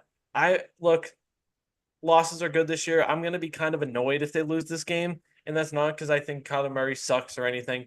The Arizona Cardinals are very beatable. You should probably beat this team, even though you're also very beatable and perhaps Hmm. worse than the Arizona Cardinals. This game's Um, gonna suck. Like this game is gonna suck. they're all gonna But suck. maybe it But won't because like if the Patriots lose, like at least maybe we see some Marvin Harrison stuff for just the yeah, football maybe. enjoyers. That'll be a fun We matchup too. won't. Him and Gonzalez. Well, Like you got a lot of good matchups for Christian Gonzalez this year. right. I almost said we won't see Zay Jones because he got suspended, but that's only the first 5 games. So, Yep, definitely um, see him if he's around. Zay Jones signed. Like they have a rough receiving group still. Harrison's great. Dortch can play. Wilson, we'll see how he does in his second year. People are very high on Trey McBride. I haven't seen enough from Trey McBride to get super excited, but like he's Okay. one of their like main guys now. So maybe just because of volume and some talent that he has, he's good. But I'm probably not drafting Trey McBride this year. Ooh, okay. I don't know, I can but pencil him as one of my tight end options then for yeah, our I'm fantasy probably. draft on Saturday. It depends what the board's looking like when I'm looking for a tight end. I could Okay. draft him. I don't know if I will. All right. But You yeah, are Patriots. psyching I have the everyone out. Patriots You are winning taking this. him as your tight end 100% now. I put all the We'll pieces see. Yeah. together. Reverse psychology. Got it. I'm going with a win too. Like I'm not high on the Cardinals. I'm not high on Kyler Murray, even though I have to root for him because I waited too long in my other fantasy football league to draft a quarterback and got stuck with Kyler Murray. So it is what it is. But the Might not be a bad Patriots, thing. true. Like I wanted Good somebody that can run. yin and So yang too. The offensive line still needs work there. Paris Johnson Jr. is Paris Johnson Jr. He's their big piece of the future. He might be forced to run a lot more than he wants to, so that could be good for fantasy points. true. Whether he dies or not is remains to be seen. True. Buffalo. I would love if they won in Buffalo. I do not think Funny. it will happen. Nope. They will go to 4-11 here. 1 o'clock game in Buffalo. Potentially some crazy weather around this time of year, but I do not see them winning this game, even though Buffalo is a much different team Yeah, different than feels last for the year. Bills this year. I'm not going to say they might be fighting for the playoff lives at this point in this schedule, but they might be fighting for the playoff lives. They're going to have to pick up a couple of wins late if you're the Bills. I got the Patriots losing this one as well. Going into Buffalo again, if it's not Mac Jones, if it's Drake May playing, that's going to be a pretty tough environment for him. I feel like in his rookie year, Brissett obviously just won't be able to go toe to toe with Josh Allen, even if he doesn't have the best weapons as he's had in years past. But like week 16, you got to think the Bills will figure something out offensively. Maybe have a couple of those guys click. So tough spot for the Patriots to go into Buffalo, try to pick up a win. So that's why I have them losing. Yep. Good stuff. Chargers. We'll see how it looks because they might need to run the ball a lot, even with maybe not the most spectacular group. They just took the Ravens backfield. Gus Bus and J.K. Dobbins. Dobbins, Yep. always at risk for a bad injury. He has maybe the worst injury luck in the league. Maybe we see the rookie Vidal in that mix as well. They also recently just bring in another running back, or am I mistaken? They recently traded for a quarterback, didn't they? Did they bring in not McSorley? Who did they, maybe they brought someone else in? They brought in Heineke. Heineke, that's what it was. Had been Heineke. Yep. Yeah, I don't know. Like Justin Herbert, will he take them back to the playoffs in his first year in a Harbaugh? I don't know, but like I anticipate a big bounce back season for Herbert this year, who dealt with some injury last year. What is his situation this year? Wasn't he dealing with like turf toe or plantar fasciitis or whatever it's Plantar called? fasciitis, yeah. Yeah. They think he'll be ready, so I haven't Okay. heard anything about that since. And All right. I'm not super concerned by the point it'll be week 17 for their sake. But Oh, that's the question. could Does that affect linger? this, yeah, we'll see if it lingers. Exactly. You read my mind. Thank you. You read my mind. Try. Yeah, I mean, we both got him losing it. I think I said when we did the early predictions for this, like you lost a disgusting game to the Chargers last year. Yeah, 6-0. Yeah, with the team they had, and as banged up as they were, like you're gonna lose this one as well. This is a game where you get like circles coached around you. I feel like as much as I'm not a big Harbaugh guy, this is one I feel like you don't stand a chance in when it comes to that. Yeah, it might be an ugly loss, but I think it's going to be a loss. And then Buffalo, I would say we both have this as a loss as well, but you do not. I got him as a win. Yeah. You have the Patriots playing potential spoiler. Maybe they still get in the playoffs, Buffalo. No, I was just gonna say that as much as I talked about the Bills 2 weeks earlier, maybe fighting for the playoff lives, that win helped them. So this is one they rest everybody. The Patriots get a nice little win to finish out the year when the Bills aren't playing for anything. Maybe get themselves feeling good. I didn't want to put too much stock into that. I was doing that when I was looking into like week 18 matchups. Like, are some of these good teams just going to lose because they were benching a bunch of guys? That's what I did for all the week 18 matchups. I was like, I wasn't going to overthink a bunch of these. I was like, like it's week 18. These good teams could still just win. Oh, I spent way too much time doing that when it came to the record preview. Like, It That's was an fine. That's unhealthy fine. amount of thought that went into this. That's okay. That's okay. Mhm. I have the Patriots finishing 4-13, different than my 5-12 from May, and you have them finishing. 5-12, 2 games less than what I had. Again, I was very optimistic at the start. Not a huge fan of what I saw coming out of camp. Again, with the offensive line, too many questions, and then just the uncertainty. You don't know when Drake May is going to play. You don't know which Yeah. Brissett's going to look like when he, ultimately starts the year. So there's plenty of questions. We knew that going in. Um, so as you have told me before, when it comes to football, let's just enjoy the football season. Don't have to, get too high, too low when it comes to the Patriots this year, because there's going to be more lows than highs. I'd have to imagine.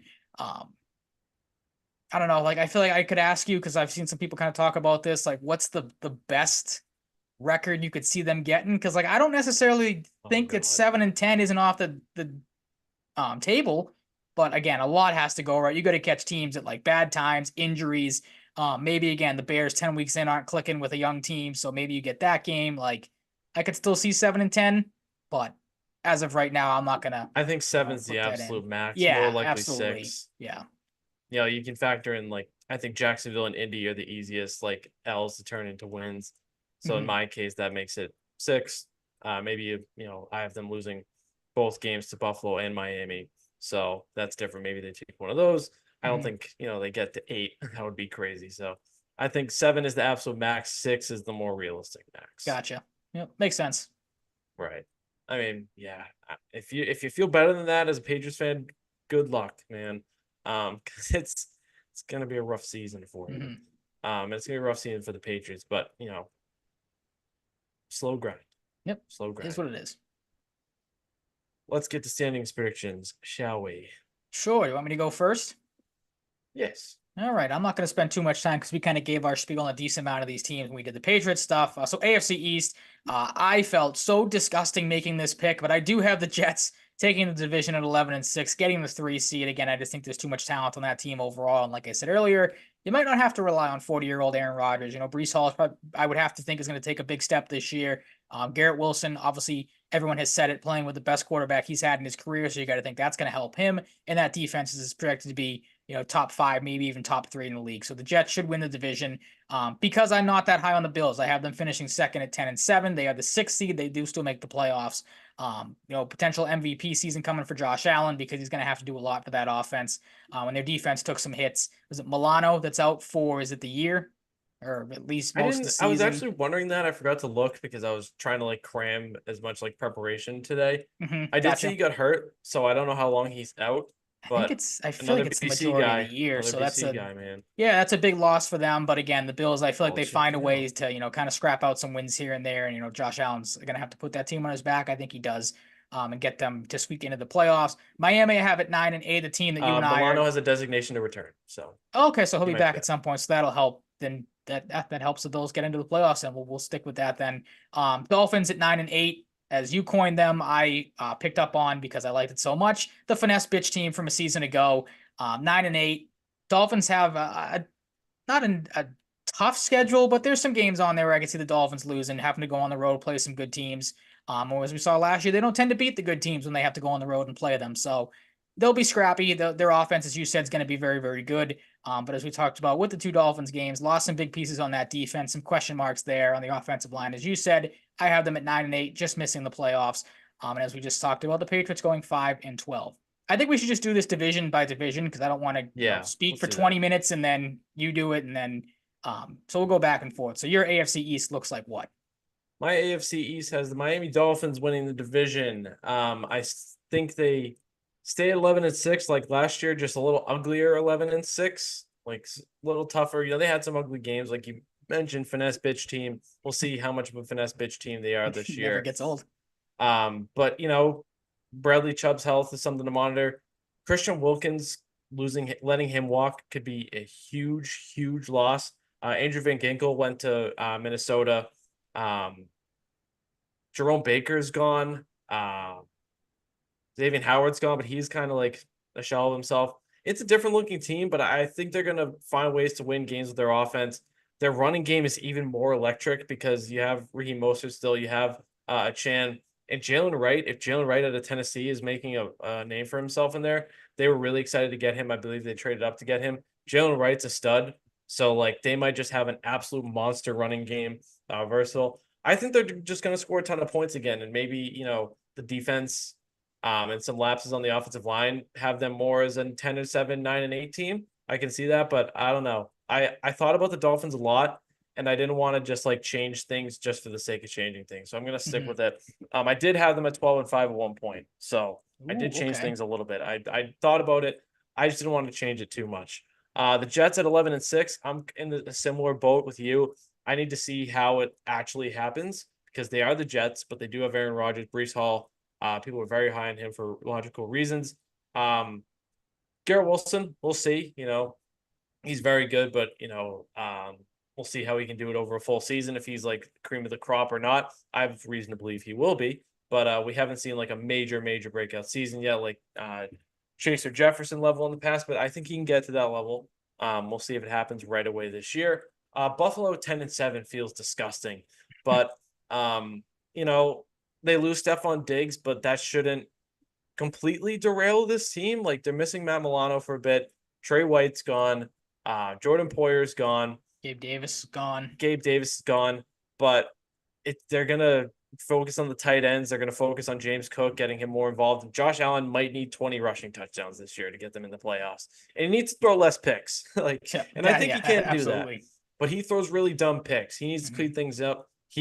For how much extra responsibility he needs to take on, is a pretty interesting MVP pick. I don't know if he'll win it, but I'm not going to be tremendously surprised if he does. And obviously, like he's gotten close a few times, relatively close. So, that's a big thing for star quarterbacks. We'll see if Josh can do it. They feel like more of a 9-8 team, but I got the 10-7. This is another team I thought a lot about. And then the Patriots at 4-13. We have said the spiel on them. It's going to be a rough year. Yeah, absolutely. But AFC it's North. a competitive division. Very It competitive absolutely division is. Yeah, one of the more competitive years I feel like we are going to be in for because it's usually just kind of a two horse race with playoff teams in the AFC East. Ooh, I got two. All right, interesting. Very, very interesting. Very AFC North. I think that is still going to be run by that. Oh, there you go. I like the yes, very good. That's a you thing. That's a me thing. Yep. Yes. AFC North, I think it's still going to be run by the Baltimore Ravens, 13-4. To take home the 1 seed, I know they kind of maybe have a little bit of questions on defense, some guys leaving, but that team's still going to be very good. Lamar is looking to build off an MVP season. They get Derrick Henry. That should only help that offense. And hopefully we get a fully healthy Mark Andrews because obviously we know what he is up there as one of the best tight ends when he is fully healthy. They don't use their receivers a lot, but you kind of hope Zay Flowers takes a nice little step again because he had some good moments last year. So I think the Ravens still take the division. Cincinnati, as this goes on, people are going to notice a theme that I have with the Bengals. I think this is going to be a little bit of a revenge season for them. You talked about Joe Burrow coming back earlier in the year. Jamar Chase maybe playing, well, not maybe, he is playing for his contract, for a contract extension. Maybe that gets done during the season. Maybe that's a bold prediction coming up in a little bit. But the Bengals, they're out to prove something, prove that last year was a fluke with all the injuries and inconsistencies they have. They finish at 12-5 as the 5 seed in the AFC. Cleveland, they're an interesting one because obviously you don't want to root for Deshaun Watson. But I still think he does have some talent left in the tank there.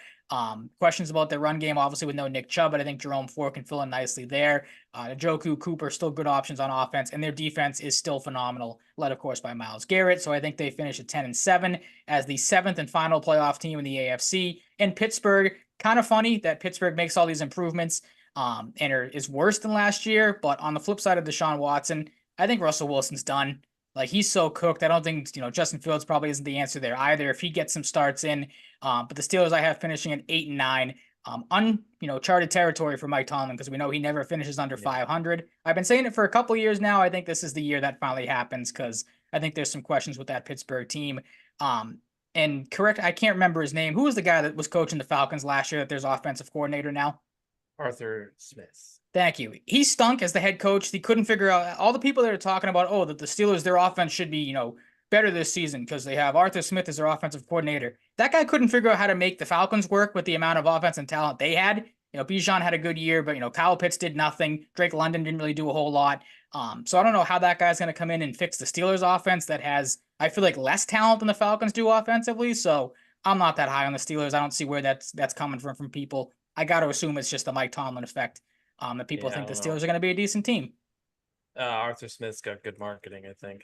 I guess so. Yeah, I'd love to have his Yeah, PR team because he can do exactly. no wrong apparently. Oh, I mean, also the Right. Steelers. What was Matt Canada last year was like the worst offensive coordinator in Oh yeah. football. So that's obviously you get a huge step up there. But again, like the guy couldn't make the Falcons work, who had some pretty good talent on that offensive side of the ball. So I'll have to believe it when I see it. Believe it when you see it. Then Ryan, I am also not super high on the Steelers as well. I have the Ravens at 12-5. A little bit different look in the offensive line. We'll see how that affects Lamar Jackson. We'll see if the rookie Tez Walker makes his way into the picture. But if he does, that's a bonus. Um, I'm kind of like expecting Rashad Bateman to finally break out a little bit more than he has in the past, but like not like eclipsing Zay Flowers or anything. I'm expecting Zay to have a big season, a little biased. Mark Andrews being healthy for the full season would be huge for them because he's amazing when he's on the top of his game. Um, they lose Patrick Queen. That's tough.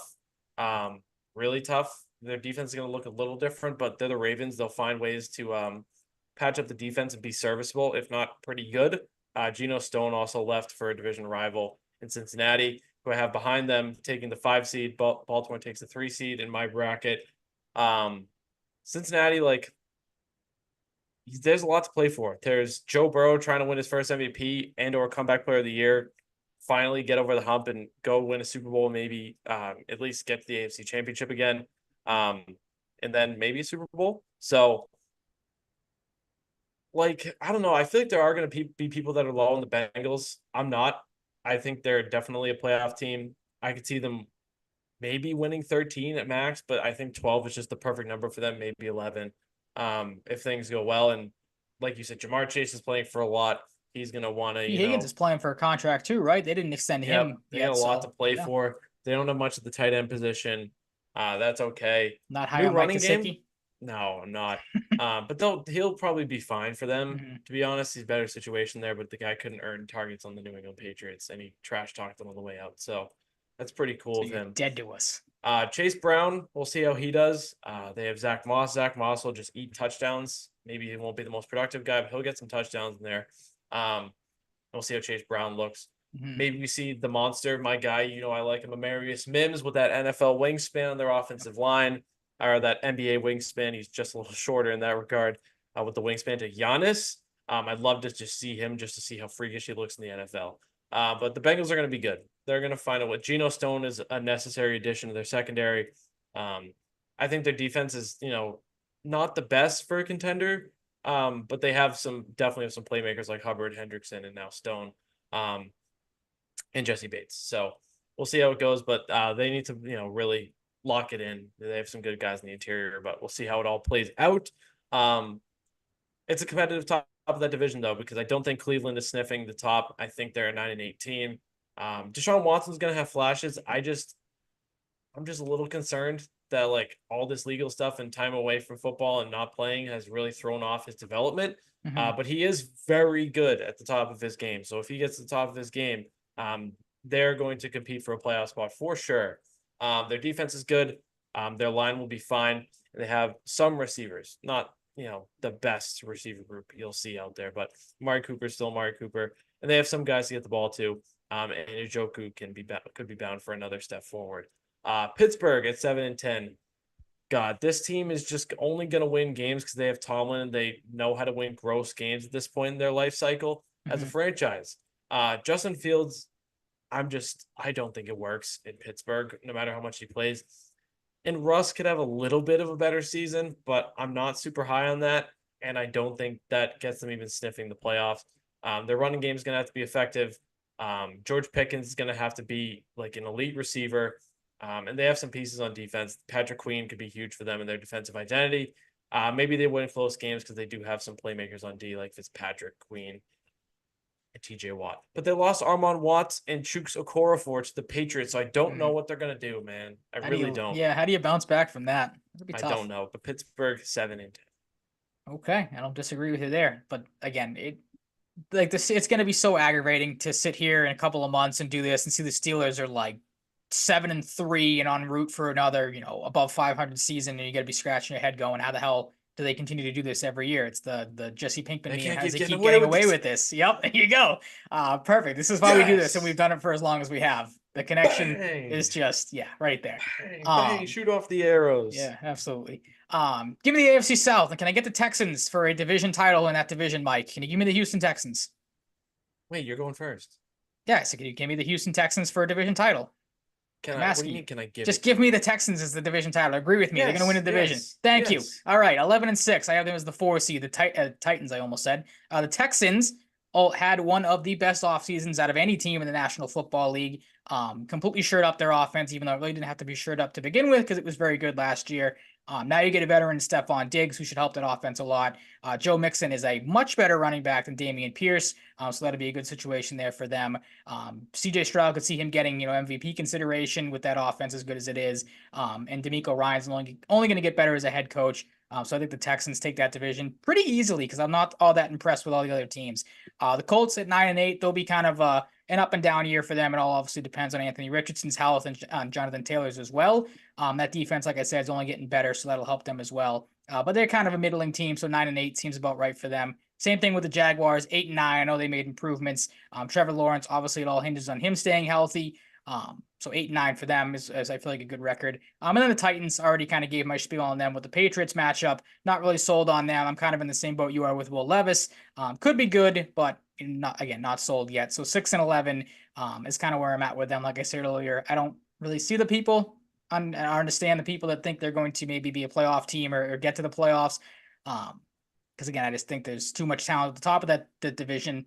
And the Texans, like I said, run away with that thing pretty easily. Yeah, feels weird to say that, doesn't it? But the Texans Really are does. for real But we now. learned that very So quickly last year because I think I had the Texans at like 2-15. I can't remember what you had them as, but I can't imagine it was much better than I think that. I had them at So 4-13. yeah, so we were. If there was a team that we were very wrong on last year, it was the Houston Texans. But I feel like a lot of people were probably in the same boat.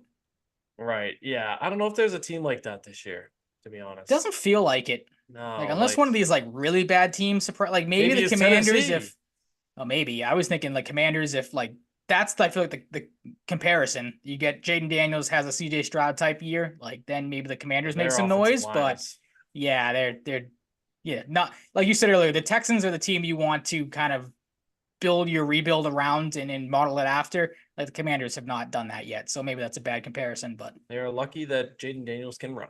that's 'Cause for he's sure. going to Yep. have to. He sure is going to have to. The AFC South, I have Houston at 13-4, taking a nice jump from 10-7. I am very high on this Texans team. They lose Jonathan Grenard on defense, who was great for them. They replace him with Daniil Hunter. I like the picks in their secondary too of Bullock, and why am I drawing a blank on the guy? I just reminded myself of his last name, Kamari Lassiter. They already got Petrie and Stingley. That's a nice group of 4 young players. They added Aziz Al-Shair, who I struggled to say the name of. They added Fully Fatukasi from the Jaguars. I like that defensive group. They didn't really do much on the line, but they didn't desperately need to. They drafted Blake Fisher. That's about it. He'll be depth. But their line is clearly good enough that we saw that last year. Maybe they could take a step forward. They have old friend Jack Mason, who's still pretty solid.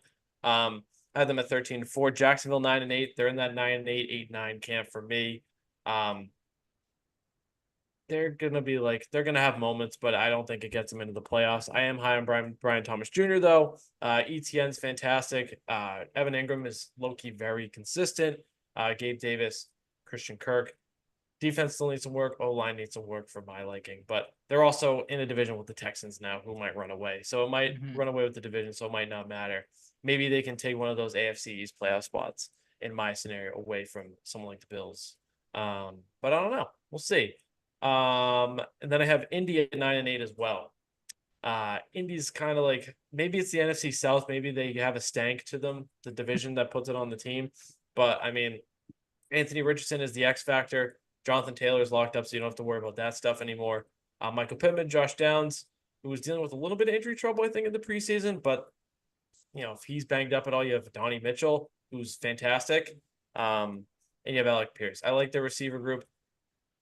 They've had tight end as a weakness for a while, but maybe it doesn't matter if you have a bunch of good receivers. They're gonna have like Kylan Granson as the number 1 this year. Like a Madden made up player. I still think their offensive line needs a lot of help. I'm worried for Anthony Richardson, unless he can really scramble super effectively and learn how to slide. But Leatu Latu can be a playmaker as a rookie too on their defense. I realized this. I mistakenly said Leatu Latu was on the Falcons last week, so I want to correct that. He's not on the Falcons. How do you remember that? Because that's Yeah, I mixed that up. That's on okay. me. For anybody who noticed, you're perceptive. Yeah, And Tennessee at 6-11 kind of gave the spiel on them. There's some work to be done, but there's pieces to be excited about. There's some excitement on offense that could be had, but I don't think it formulates into a playoff team. They actually just traded Elijah Molden yesterday too, who was one of their younger defensive players. Who's not that great to the Chargers. So if anybody didn't know that, now you know. learn something new every day. But Your turn, AFC West, man. AFC West, this division is very difficult to pick. So difficult that I'm going to run through it in maybe 10 seconds. Chiefs in the division. Yeah, Chiefs top the division at 13-4. I have been burned before betting against the Chiefs. We said that last year after last year's Super Bowl. I'm not going to do it again. It is Kansas City's league until I am proven otherwise. 13-4, they are the 2 seed. The Chargers, we talked about them. Kind of have some questions about health. I know Harbaugh obviously was talked about as a defensive head coach. I just not all that impressed by the Chargers defense. Defense yet. So I don't really know what's going to happen there. Herbert's kind of in the same boat Josh Allen is, obviously with just a lesser talented quarterback. Like their offense has some questions, and there really isn't a true number one there. Outside of I feel like Ladd McConkey's the guy that a lot of people are going to look at to be that top guy. He's going to get the ball a lot. Yeah, absolutely. So they're a work in progress. I think 8-9 is a good spot for them to be in. And then the Raiders and the Broncos, same kind of stink. 2 teams that are building towards something. Obviously, the Raiders are a little bit more on the veteran dependency with Gardner Minshew as the quarterback, so I have them at 5-12. And Denver finishes at 4-13. Like Bo Nix, I know a lot of people are talking about, oh, Sean Payton has his quarterback now, the Broncos, and maybe they're going to be something. That team still stinks all around. Yeah, exactly. That's great that you have Bo Nix and you have some hope for him. Broncos are in the same boat as the Patriots. Like you got a good quarterback, hopefully, but not a lot else to be all that hopeful for. Sorry, Broncos fans, but I feel like you probably kind of know that already. So you could use a good draft pick. Yeah, for sure. Draft pick. Like I too have Kansas City at 13-4, number 1 seed. Okay. They're still the Chiefs, guys. They're going to turn Hollywood Brown into a stud, like a bigger stud than he's been. Xavier Worthy's going to be great. Travis Kelce will be Travis Kelce. Isaiah Pacheco will run like he's trying to stomp through the earth's crust. And we'll see what happens.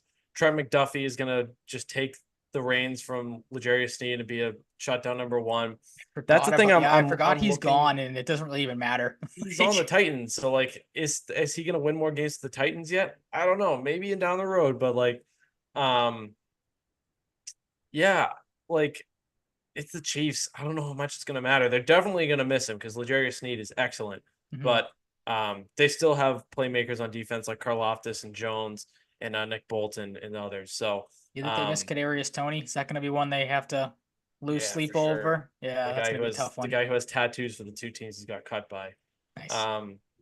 The Chargers, I have the Chargers bouncing back quite a bit, but not enough to get to the playoffs. They're 5-12 last year. They have a much better coach that isn't a complete moron coming off a national championship.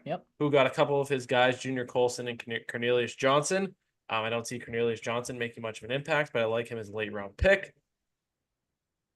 Look, I'm not going to say outright that I think Junior Colson is a sleeper for defensive rookie of the year because I don't know how much he's going to play, but he was excellent in Jim Harbaugh's system on defense at Michigan. So I'm looking at Junior Colson to be maybe an earlier contributor to their defense at the linebacker position than some may say. Book it right here. I'm big on Junior Colson. I like him a lot. They're going to find ways to win the game with coaching, running the ball. Hopefully for their sake, excellent offensive line play because they drafted Joe Alt over Malik Neighbors and have Rashawn Slater and Zion Johnson. Quite good. Should be good. Should win close games. This Chargers team can make the playoffs. I just don't know if they will. I really do think they can make the playoffs. But jumping from 5-12 to 9-8, despite the Herbert stuff, Herbert didn't play a full season. And he is excellent. I think, you can not be as high on Justin Herbert as others, but I think he's an excellent quarterback. And I'm hoping Drake May is a lot like him. We've said that before.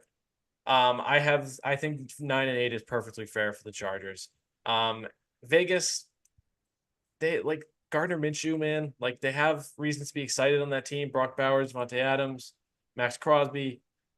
You lose Josh Jacobs, that's a huge thing. I think Zamir White is honestly going to be pretty serviceable, but Okay. he's not Josh Jacobs. He's just not. Now Alexander Madison sucks.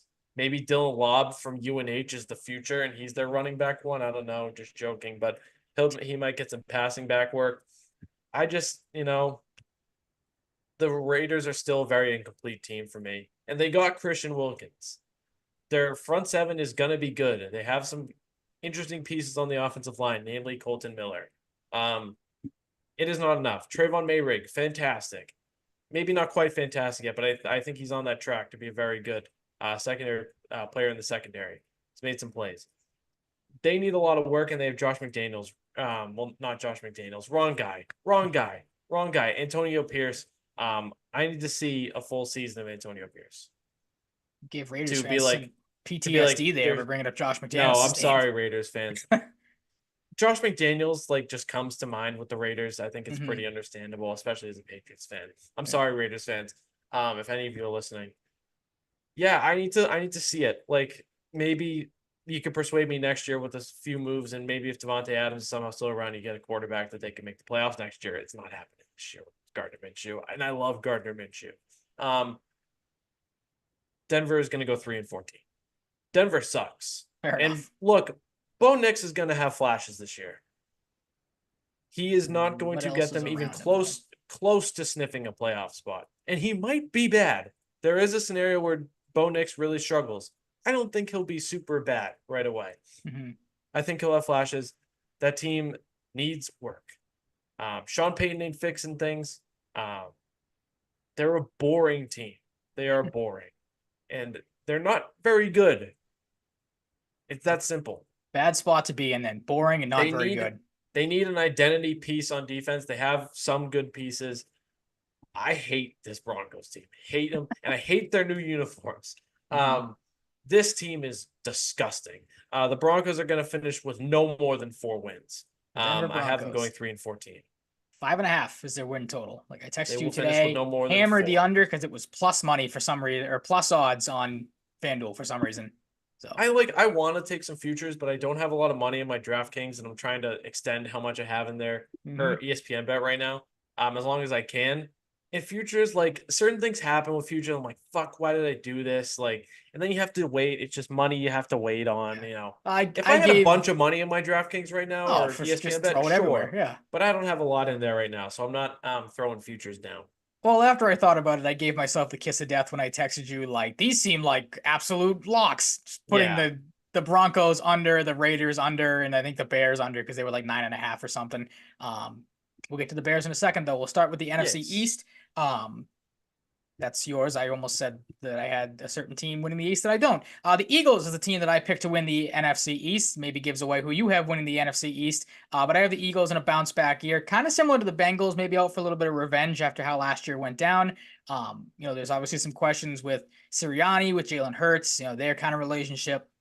I think they'll be fine. Saquon obviously is going to help that offense out a lot, make it more dynamic than it already was.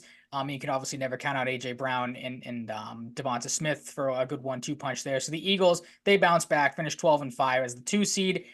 Dallas, they're a weird team. I've seen them anywhere from like 8 or 9 wins to 11-12 winning the division. I have more so the 11 side, 11-6 as the 5 seed.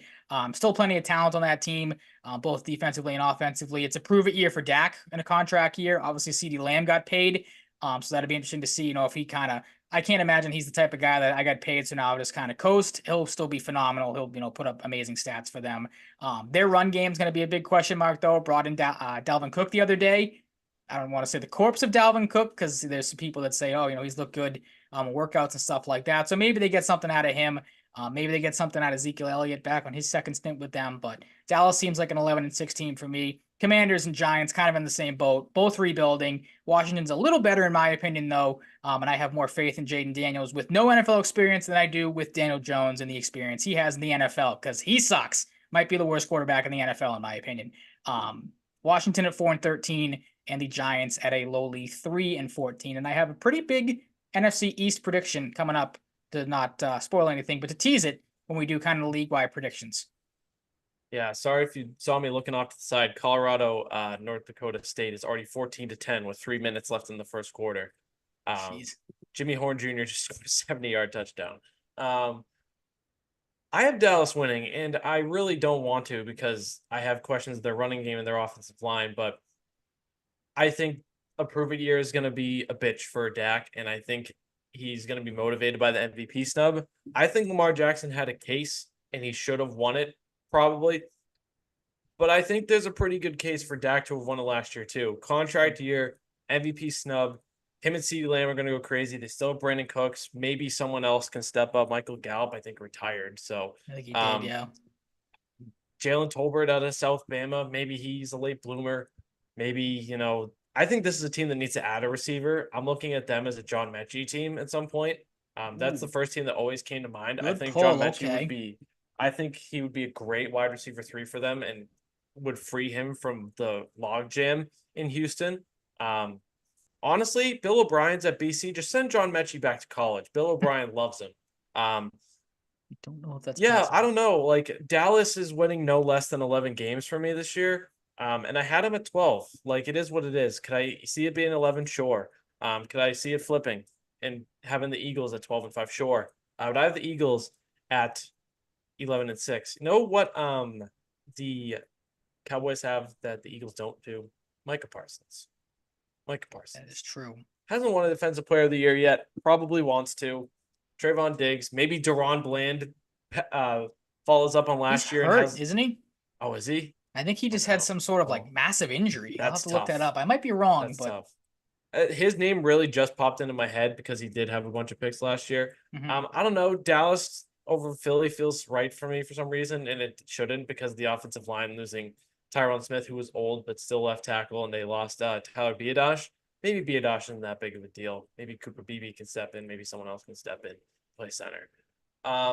Philly, I'm gonna be honest. I don't know how much Saquon is gonna make a massive difference on this team. Okay.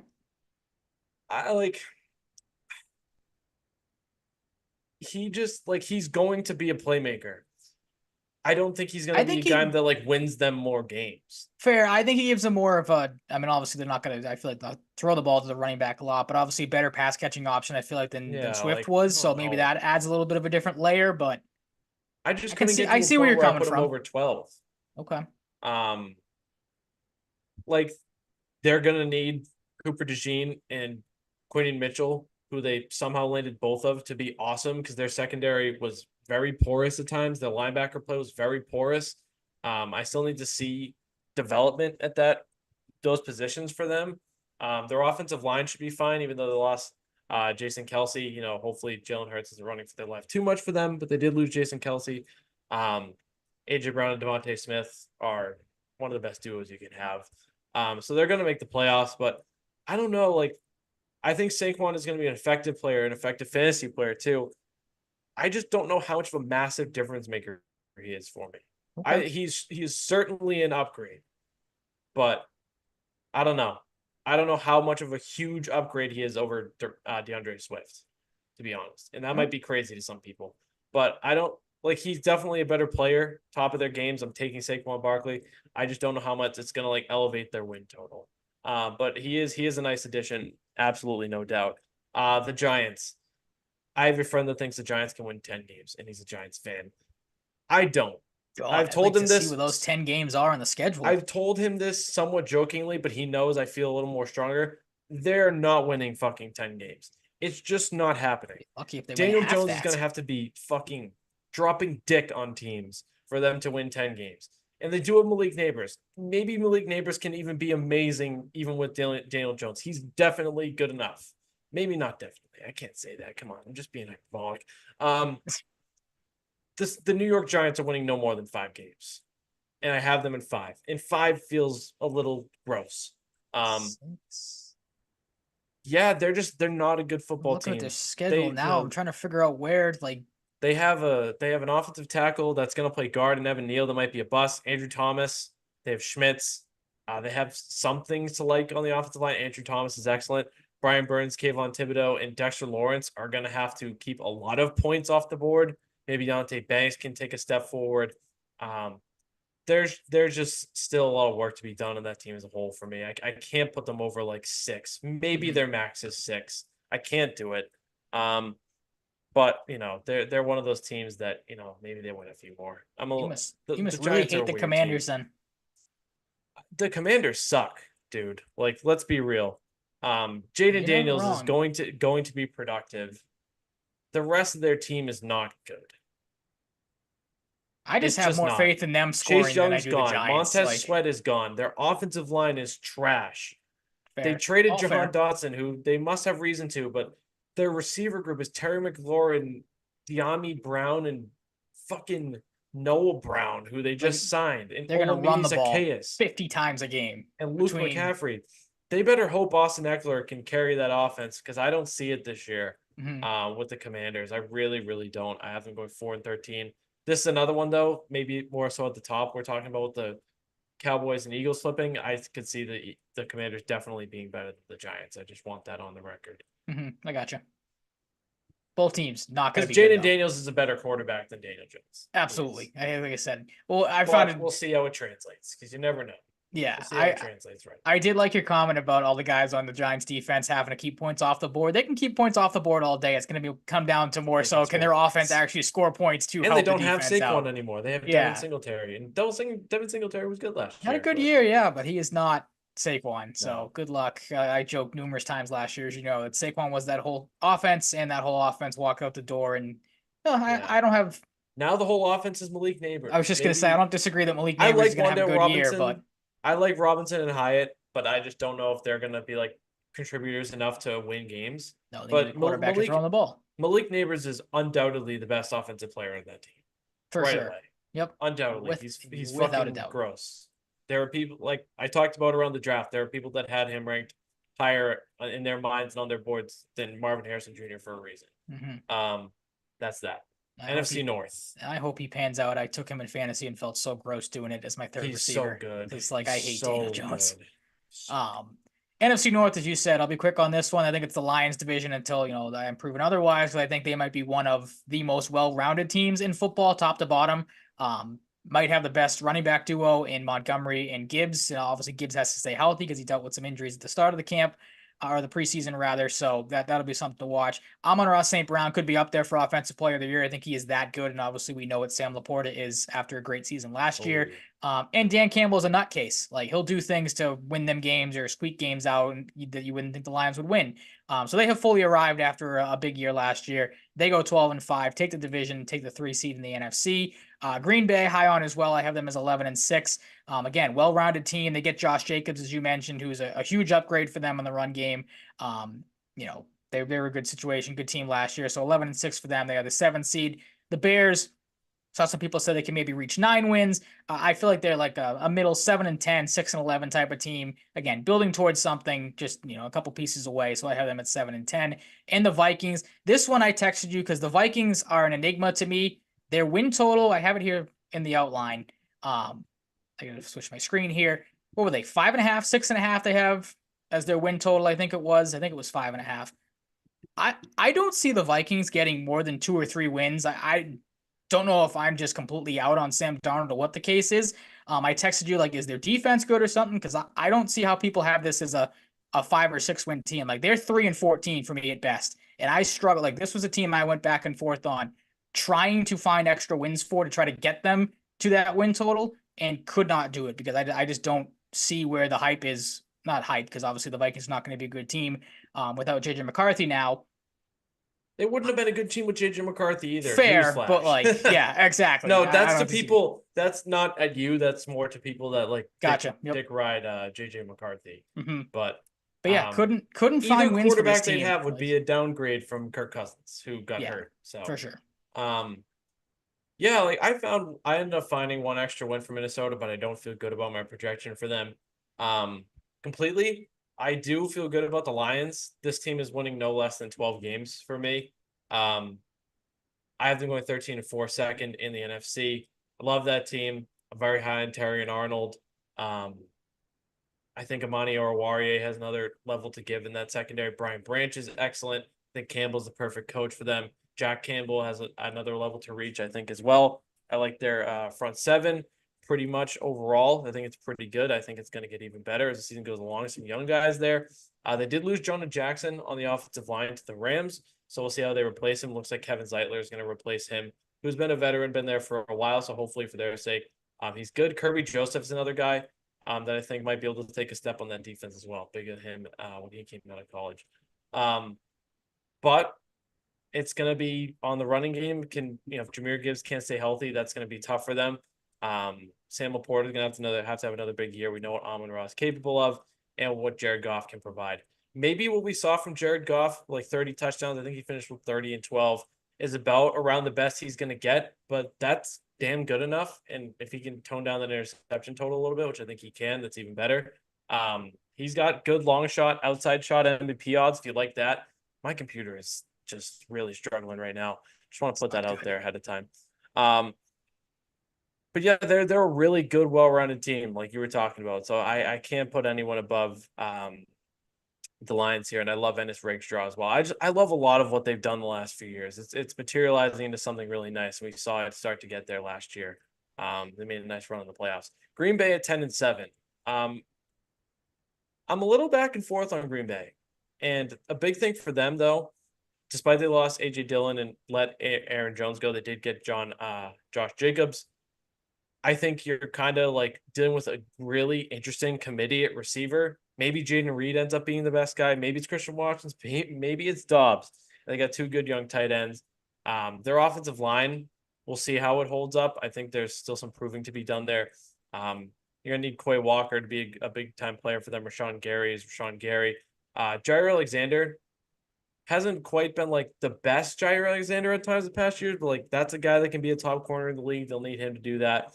I think they're finishing around 10 to 11 wins. Maybe they're more at 9 for some people, but I'm finishing 10-7. Chicago at 9-8. I like that group in Chicago. I really do. We'll see how the coaching holds up with Caleb. New system. I feel like they're gonna make some changes to that system. A lot already have for Caleb and their influx at receiver with Odunze and Allen. So they won't quite get there. Can they make the playoffs? I absolutely think the Bears can make the playoffs. I just have a hard time seeing it happening right away. In Minnesota, I have them at 5-12. Feel gross about it. Feel gross about Sam Darnold, but they do still have Justin Jefferson and Jordan Addison. Maybe KJ Osborne's going to just be the downfall of them, him leaving. Yeah. Nope. They did lose Daniil Hunter. Essentially, they swapped Grenard and Hunter. Grenard comes to Minnesota. Hunter goes to Houston. They got Andrew Van Ginkel from the Dolphins. They still need some more pieces on defense for me. And the quarterback play is just going to really derail things. It's going to be tough for Justin Jefferson at times. But I don't know. Maybe Nick Mullins is their savior. Maybe it's not Sam Darnold.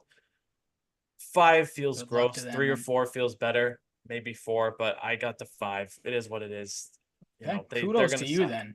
I struggled. I cannot stress how much I struggled trying to get them extra wins. It just comes down to like no way. At a certain point too, like bad teams win games they shouldn't every year. Yeah, absolutely. So maybe the Vikings are one of those teams that wins 1, maybe 2 that they shouldn't, because they should win like 3 games. So maybe if they squeak out a couple more, they're 4 or 5. That's my thought process with the Vikings when it came down to it. Fair enough. NFC South, still the grossest division in football. Falcons, they take it 10-7. I think Kirk Cousins. I mean, there's as many questions with Kirk Cousins as there is with Aaron Rodgers this year. Obviously, Rodgers is a better quarterback, but you still don't know with the age and everything and the injury that Kirk Cousins is coming off of, what he's going to look like. But again, that offense, as we talked about earlier, making fun of Arthur Smith, that offense should be, it's too good to fail with the weapons it has. Bijan is a guy up there that I feel like a lot of people are picking for maybe an offensive player of the year. Because he has that type of talent. Maybe this is the first year we finally see Kyle Pitts unleashed. That'll be interesting. And then Drake London obviously could take a big leap with an actual quarterback at the helm instead of the likes of Desmond Ridder. So the Falcons 10-7 seems like a good number for them to get the 4 seed. Tampa Bay, I think they take a little bit of a step back. Again, new coaching staff for them. They lose their offensive coordinator, an offense that I feel like a lot of people kind of talked about mightily overachieved last year. I think they take a little bit of a step back, but still good pieces there. So they're right around 8-9. The Saints, they stink. The fact that I had them getting 7 wins to go to 7-10 kind of surprised myself because Derek Carr, we know, is not a great quarterback. Their offense as a whole is not all that good, and their defense, I feel like kind of feasts off of what the division has and this, the lack of superior teams in the division. So the Saints will find a way to squeak out games they shouldn't. They go 7-10, and then the Panthers, kind of similar to the Vikings. I think their total was like 5.5. Saw some people say 6 for them. I don't see it. Like again, the Panthers are still a building team that they haven't done a whole lot. I know, new coaching staff might get people excited. I do think Deontay Johnson was a good signing for them. Give them a true number one receiver instead Right. of Adam Thielen, who had a good year last year, but I can't imagine you can rely on Adam Thielen to do what he did last year again. Jonathan Brooks, when he comes back and is healthy, that'll be a good running back. You know, pair there with Chuba Hubbard.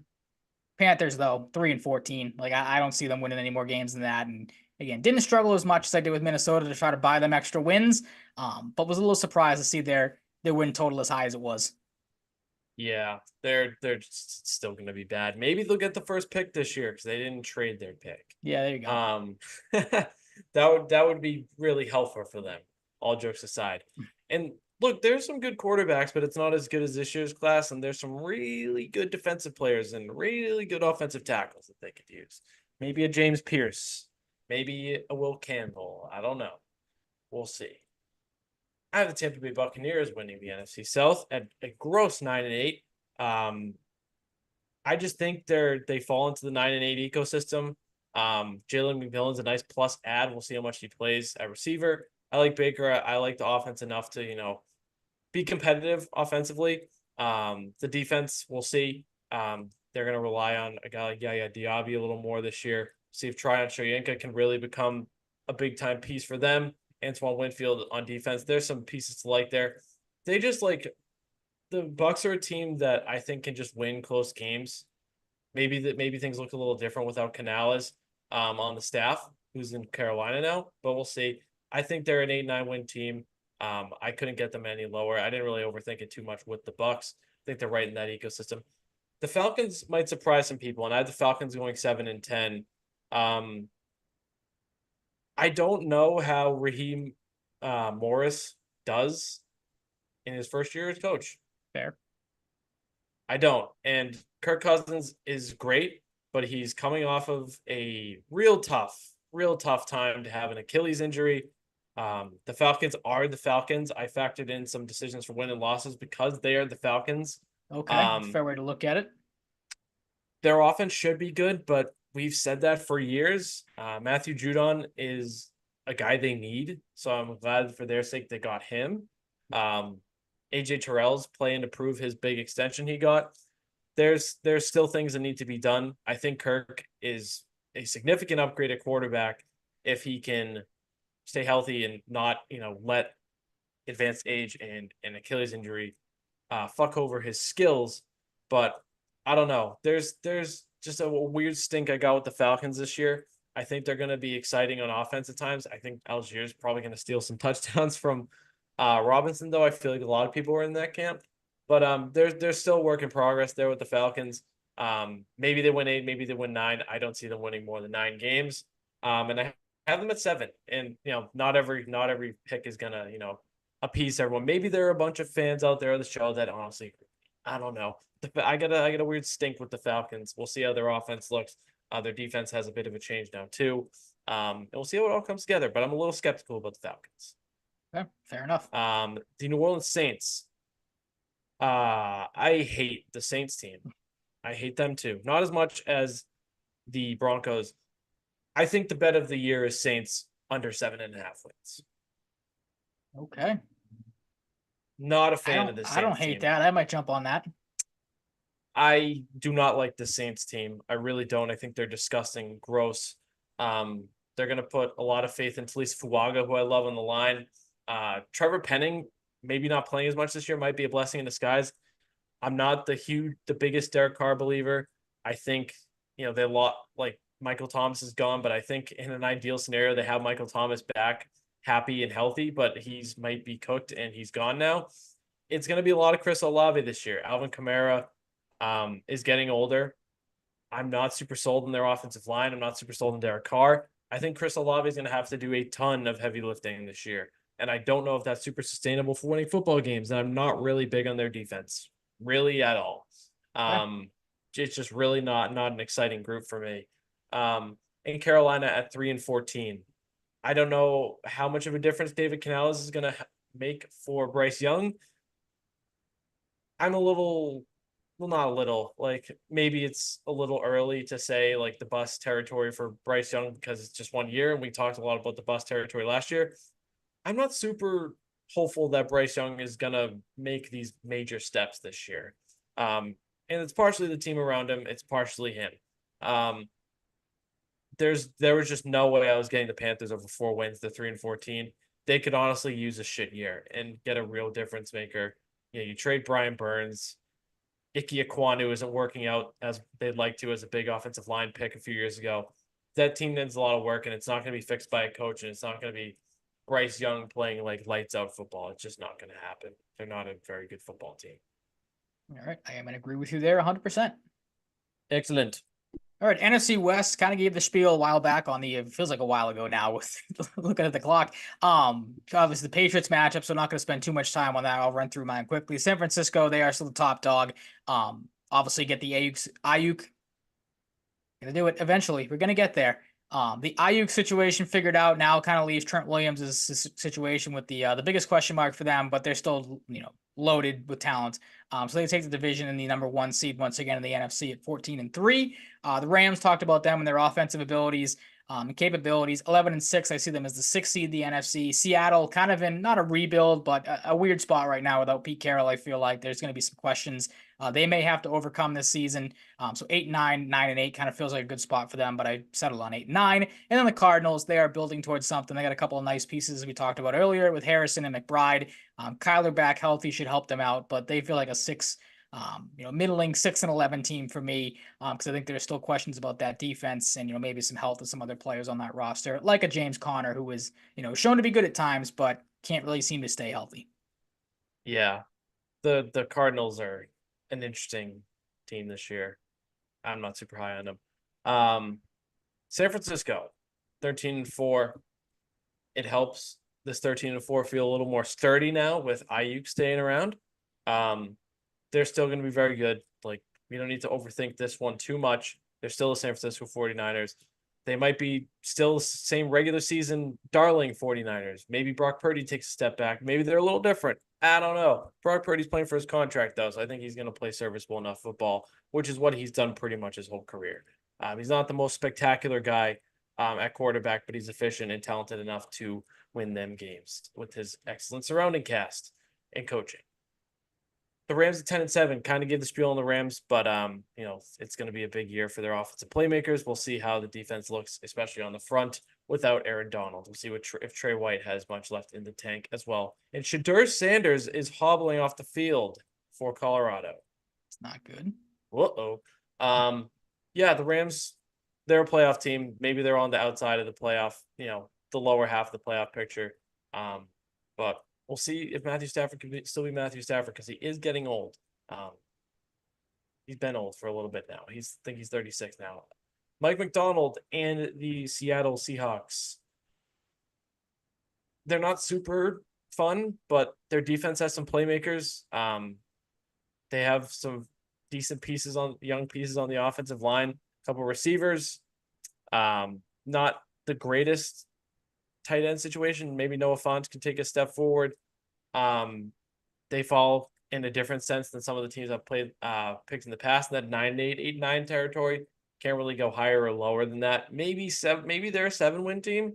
But yeah, moving on from Carroll is a big change. I think McDonald seems to be a good fit, but I can't really go much higher than this.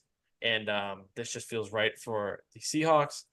We'll see how, as Tyler Lockett's another year older, how he looks. DK Metcalf will still be DK Metcalf with a little bit of rage every once in a while. So maybe Jackson Smith and Jigba is huge for them. That's a guy that I feel like not everybody talks about. Arizona is a 4-13 team for me because I don't think Marvin Harrison Jr. is going to be able to just be amazing enough to win them games. Kyler Murray's coming back off an abridged season last year. He's good, but he still can be a little unpredictable and inconsistent. But at the top of his game, he's excellent. So if he really returns to like the best we've seen of Kyler Murray, this team can absolutely win 6, maybe 7 games. Probably not. I think 6 is their max for me. Um, they're still building. They're in like a different rebuilding camp than like the Patriots, but they're still rebuilding to some extent. But they do have pieces. It's still going to take time. This team isn't touching the playoffs this year and next. But they have some things to be excited about. But they're a team that could use another pretty good draft pick, and I think they're going to get one with 4 wins. I would think so. That seems like I put them right at a decent top 3, top 5 pick in the way we have set the standings up this year. Sorry, I was responding to something real quick. What were Okay. you saying? I said their 4-13 record, I feel like kind of with the way we have structured these standings kind of puts them in a decent spot for a top, 3 to 5 Yeah. pick. It seems like. Yeah, it's just we'll see how Kyler and Marvin Harrison Jr. look, but that's the main reason for excitement. That is for sure. Fair enough. What There is is one thing, one little change, because I feel like you have gotten it from friends of ours and maybe people that listen to the show. I definitely have people that want us at times to do more like betting stuff and fantasy football stuff. So I thought, real quick, just to quickly summarize, I'm not going to run through the win totals for these teams because they are different on different betting sites and stuff like that. But we took ours from FanDuel just to put it out there. So I thought we would very quickly kind of just give our picks for the over or unders for win total and kind of keep a running tab this season, and kind of see how we do at the end of the season, how things work out. And again, this kind of goes to or feeds into the standing predictions as well. So I don't know if you want to give your teams with, or do you think are going to hit their overs when it comes to win totals, and teams you think are going to hit their unders? Just again, for the people that Yeah, maybe I'll go want to take first. these bets, don't take all of them because you want to bet responsibly, of course. Take the Saints though. Take Yeah, the Saints absolutely. under Take the wherever Saints. it is. Yeah. Maybe I don't know. Like they might be 6.5 otherwise, but on FanDuel they're 7.5. I would take that under for sure. I'm not high on the Saints. But over unders, like Brian said, we're not going to run through the numbers. For over on their win totals, subject to change. There might be different numbers on different books. I have Baltimore over, Chicago, Cincinnati, Cleveland, Dallas, Detroit, Green Bay, Houston, Indy, Jacksonville, Kansas City, the Chargers, the Rams, the Dolphins, the Jets, Philly, San Francisco, Seattle, and Tampa Bay. And the unders, I have Arizona, Atlanta, Buffalo, Carolina, Vegas, Minnesota, New England. The Saints, not going to put the L word on it, but it's pretty close. Fluky things can happen. That's why I'm not putting the L word. The Giants, the Steelers, the Titans, and the Commanders for under. All right. For me, for over is the Falcons, the Ravens, the Bengals, Browns, Cowboys, Lions, Packers, Texans, Colts, Chiefs, Rams, the Patriots, surprising enough, the Jets, Eagles, 49ers, Seahawks, and Buccaneers, and the unders, the Cardinals, the Bills, because I believe they were 10.5 on FanDuel, Panthers, Bears, Broncos, Jaguars, Raiders, Chargers, Dolphins, Vikings, Saints, Giants, I almost said the Pirates there, Steelers, Titans, and the Washington Commanders as well. All righty. There you have it. Yep. Everybody listening, you have to take every single bet if you bet. I'll You have to take every single one. So, all right. Now you're just trapped. I said bet responsibly. You said the opposite, and you just throw all your money to the throw wolves. it all out there. All right. So that's that. Shall we get into playoffs? Sure, I'll run through mine very quickly for the sake of time. We're not going to alternate back and forth here, just again, because that seems kind of pointless at this point when it comes to the playoffs. For the wild card round, I have the 5-seed Bengals taking on the 4-seed Texans. Texans, as we talked about, probably feeling pretty good about themselves. A lot of people talking pretty high about the Texans, you and I included. And this is where their fun ends. I think the Bengals, like I said, on a little bit of a revenge tour this year, they come into Houston, they smack the Texans in the mouth in round 1 and prove that they are still the Bengals. And again, last year was a fluke. Bills of the 6 seed versus the Jets in the 3 seed. This is one of the few upsets I have. I think Buffalo finds a way to win this game. People who know me know that I am not high on Aaron Rodgers when it comes to the playoffs. He is the anti-Tom Brady. So I think Buffalo finds a way to squeak this game out and upset the Jets' chances at potentially a deep playoff run. And this one is too easy. Again, not going to bet against the Chiefs. The 7-seed Browns taking on the 2-seeded Chiefs. The Chiefs win that one easily. In the NFC, the 5-seed Cowboys taking on the 4-seed Falcons. Again, easy. Take the Cowboys because they win the wild card round and nothing else. It's the Rams as the 6th seed taking on the Lions, another rematch of Matt Stafford versus the Lions.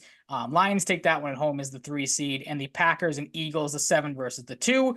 The Eagles find a way with a better defense. It could be a very good game if it ends up happening, but the Eagles take that one as well. Onto the divisional round, setting up a 5 seed Bengals and a 2 seed Chiefs matchup. And I know I said to not bet against the Chiefs, but I'm doing it here. We're going back. We're going back to Burrowhead. The Bengals come in again on the revenge tour, out with something to prove, especially. Thank you, especially against Kansas City. I didn't coin it. I can't take credit for it. I know it was very controversial at the time when it came up, but the Bengals find a way to beat the Chiefs finally. Head on to the conference championship to take on the winner of the Bills and Ravens. Ravens, of course, is the 1 seed, taking on Buffalo as the 6th seed, and the Ravens find a way to win that one. Better defense, better offense, all around team. Baltimore squeaks it out in what should be a good game against 2 very high-profile quarterbacks. In the NFC, the Lions is the 3 seed, the Eagles is the 2 seed. Lions upset Philadelphia with a chance to take on either the Cowboys or the 49ers in the conference championship. And no surprise, it's the 49ers. The Cowboys can't hang with them, especially on the road. Conference championship, 5-seeded Bengals taking on the 1-seeded Ravens. And this is where Lamar Jackson turns back into playoff Lamar Jackson. And the Bengals find a way to win that one, another upset for them. Taking on the winner of the Lions and 49ers in the Super Bowl. And maybe a surprise here, because again, Kyle Shanahan, great regular season coach, tends to crap his pants in the playoffs. It happens around earlier this year. The Lions, the surprise upset over the 49ers, leading to a Bengals and Lions Super Bowl. Might be crazy, but I'm going against the chalk. I'm tired of picking the 49ers and the Chiefs. I'm going to go Bengals and Lions. And the Cincinnati Bengals, you talked about it earlier.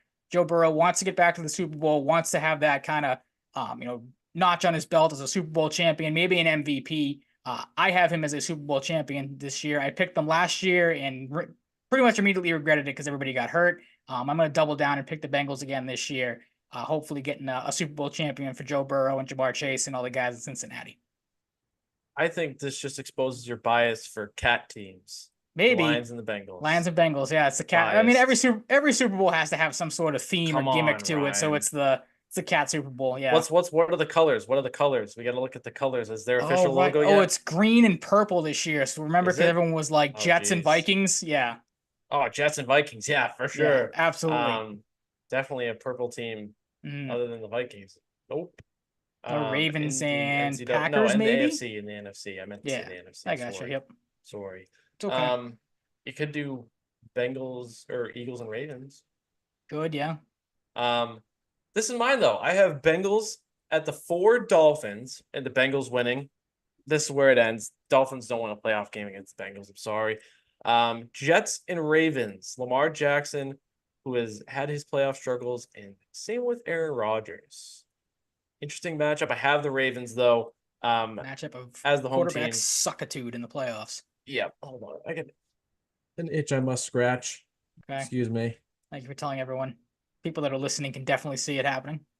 Yep. This is good. A good podcasting for the podcast listeners. Yeah. People doing watch on YouTube or Twitch, appreciate you either way. Yeah, I have the Ravens beating the Jets in this scenario. I have the Texans beating the Bills at home in the playoffs. I'm high on the Texans this year. Then in the NFC, that was the 2-7 matchup. I have the Bucks and the Eagles. The Bucks with the home matchup, but I do not think it matters. I think the Eagles beat them in the playoffs here. I have the Rams and the Cowboys. The Cowboys beating the Rams. I could see that going either way, but I have the Cowboys at home in the 3-6. Lions and Packers. I have the Lions over the Packers. I think that would be a very fun matchup, though. On to the divisional round. I have the Ravens and the Texans. Very fun potential matchup here. I have the Texans. Might surprise some people. I like it. I think a lot of people would go either way, but I'm if Texans this year. If CJ Stroud keeps this rhythm going, I see him winning 1, if not 2 playoff games this year. I mean, I really, really like the team around him. I have a bold prediction about them. You've included a couple of predictions. I got a really bold with the Texans. Okay. Ravens, Texans, Bengals, and Chiefs. Not betting against the Chiefs here. Sorry, Joe. They're gonna find ways to still be the Chiefs. They're gonna be fucking pain in the ass. Their defense is gonna be good. Hollywood Brown's gonna be somehow just the best ever, but somehow it's because he's in the Chiefs system with Patrick Mahomes. Xavier Worthy, Pacheco will randomly run for like 100 yards and they'll win this game somehow. Be close, maybe an OT game. Hope this matchup happens, to be honest with you. But I have the Chiefs beating the Bengals. Lions and Cowboys. I have the Lions. Cowboys do not win this game. They just do not. This is maybe where Dak Prescott's tenure as a Cowboy comes to an end. I think a lot of Cowboys tenures come to an end if they lose this game. I'm in the camp like I do buy into the Raiders or the Giants with Dak Prescott, like a lot of people are doing. 49ers Eagles could be another awesome matchup. I do take the 49ers here, especially with the Ayuk news. Makes me feel even better that he is sticking around. Getting us to conference championship weekend, Texans and Chiefs. CJ Stroud is not beating Patrick Mahomes yet. Maybe someday. I thought you were gonna. I was in this document when you were putting all these in. I saw you typing it out, and I went, "Holy crap! Is he gonna make CJ Stroud the one that finally dethrones Patrick Mahomes?" And I was crushed when I saw Chiefs get typed out. Not yet. Not yet. Could he? Sure. Will he? No. It's a no. They're gonna get out coached, and that's nothing against the Texans coaching staff. The Chiefs will find a way to win that game. They're going to another Super Bowl this year. And then the Lions over the 49ers. I have Lions and Chiefs final. Lions get some revenge in this case from last year. That game could be fucking amazing. That one, I wanted to go back and forth on it because it's the 49ers, but I'm like, I feel good about the Lions. Like I feel like the Lions are getting there this year. And not only are they getting there, Ryan, I have the Detroit Lions. Blew my mind when I saw this. I have the Detroit Lions winning the Super Bowl this year. CJ Stroud is the Kansas City Chiefs. CJ Stroud is not the one to take down Patrick Mahomes. It is in fact Jared Goff joining Tom Brady and Joe Burrow as the only other guys that can knock him off in the playoffs. I love the Lions. I love them. Big cat guy too. Three-peating is hard to do, and the Chiefs have only won each of their last 2 Super Bowls by 3 points apiece. It would be so crushing, too, if the Lions get there, get the Chiefs, get the build up, and then you lose in a three-peat fashion. Like, I love where your head's Lions. At. Like I said, blew my mind when I saw the Lions get put on there for. If this matchup happens, I'm going to be extremely nervous that they lose because it's the Chiefs. They'll find a way. Will lose, yeah. Dan Campbell would go like two balls to the wall, and I cannot see the Chiefs three-peating. I can't. I can because they are the Chiefs, and like, look what they have. Mm-hmm. Look what they've established. I'm going Lions this year. It might look really dumb. I don't care. A lot of my predictions are going to be wrong. I love the Lions team. I think they're motivated. I think they're extremely talented. Maybe on the topic of like Dan Campbell doing something too crazy. Maybe he's learned. Hopefully. Maybe, that's a different animal. Maybe at that point he knows like, hey, like I can't go too crazy. Like this is the Super Bowl we're talking about. Mm-hmm. I'm not changing it. It's the Lions over the Chiefs.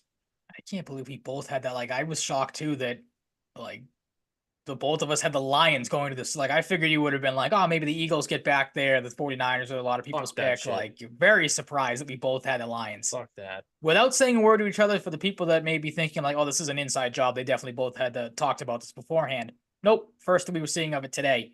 We both had the Lions going to the Super Bowl. And one of us winning the NFC Championship game last year. Like, True. They won the NFC Championship. People should be that surprised. Maybe should have gone to the Super Bowl. Like, they blew that game big time. So come on, come on, believe in the Lions. Believe in the Lions. Would you like to go first for awards, or shall I?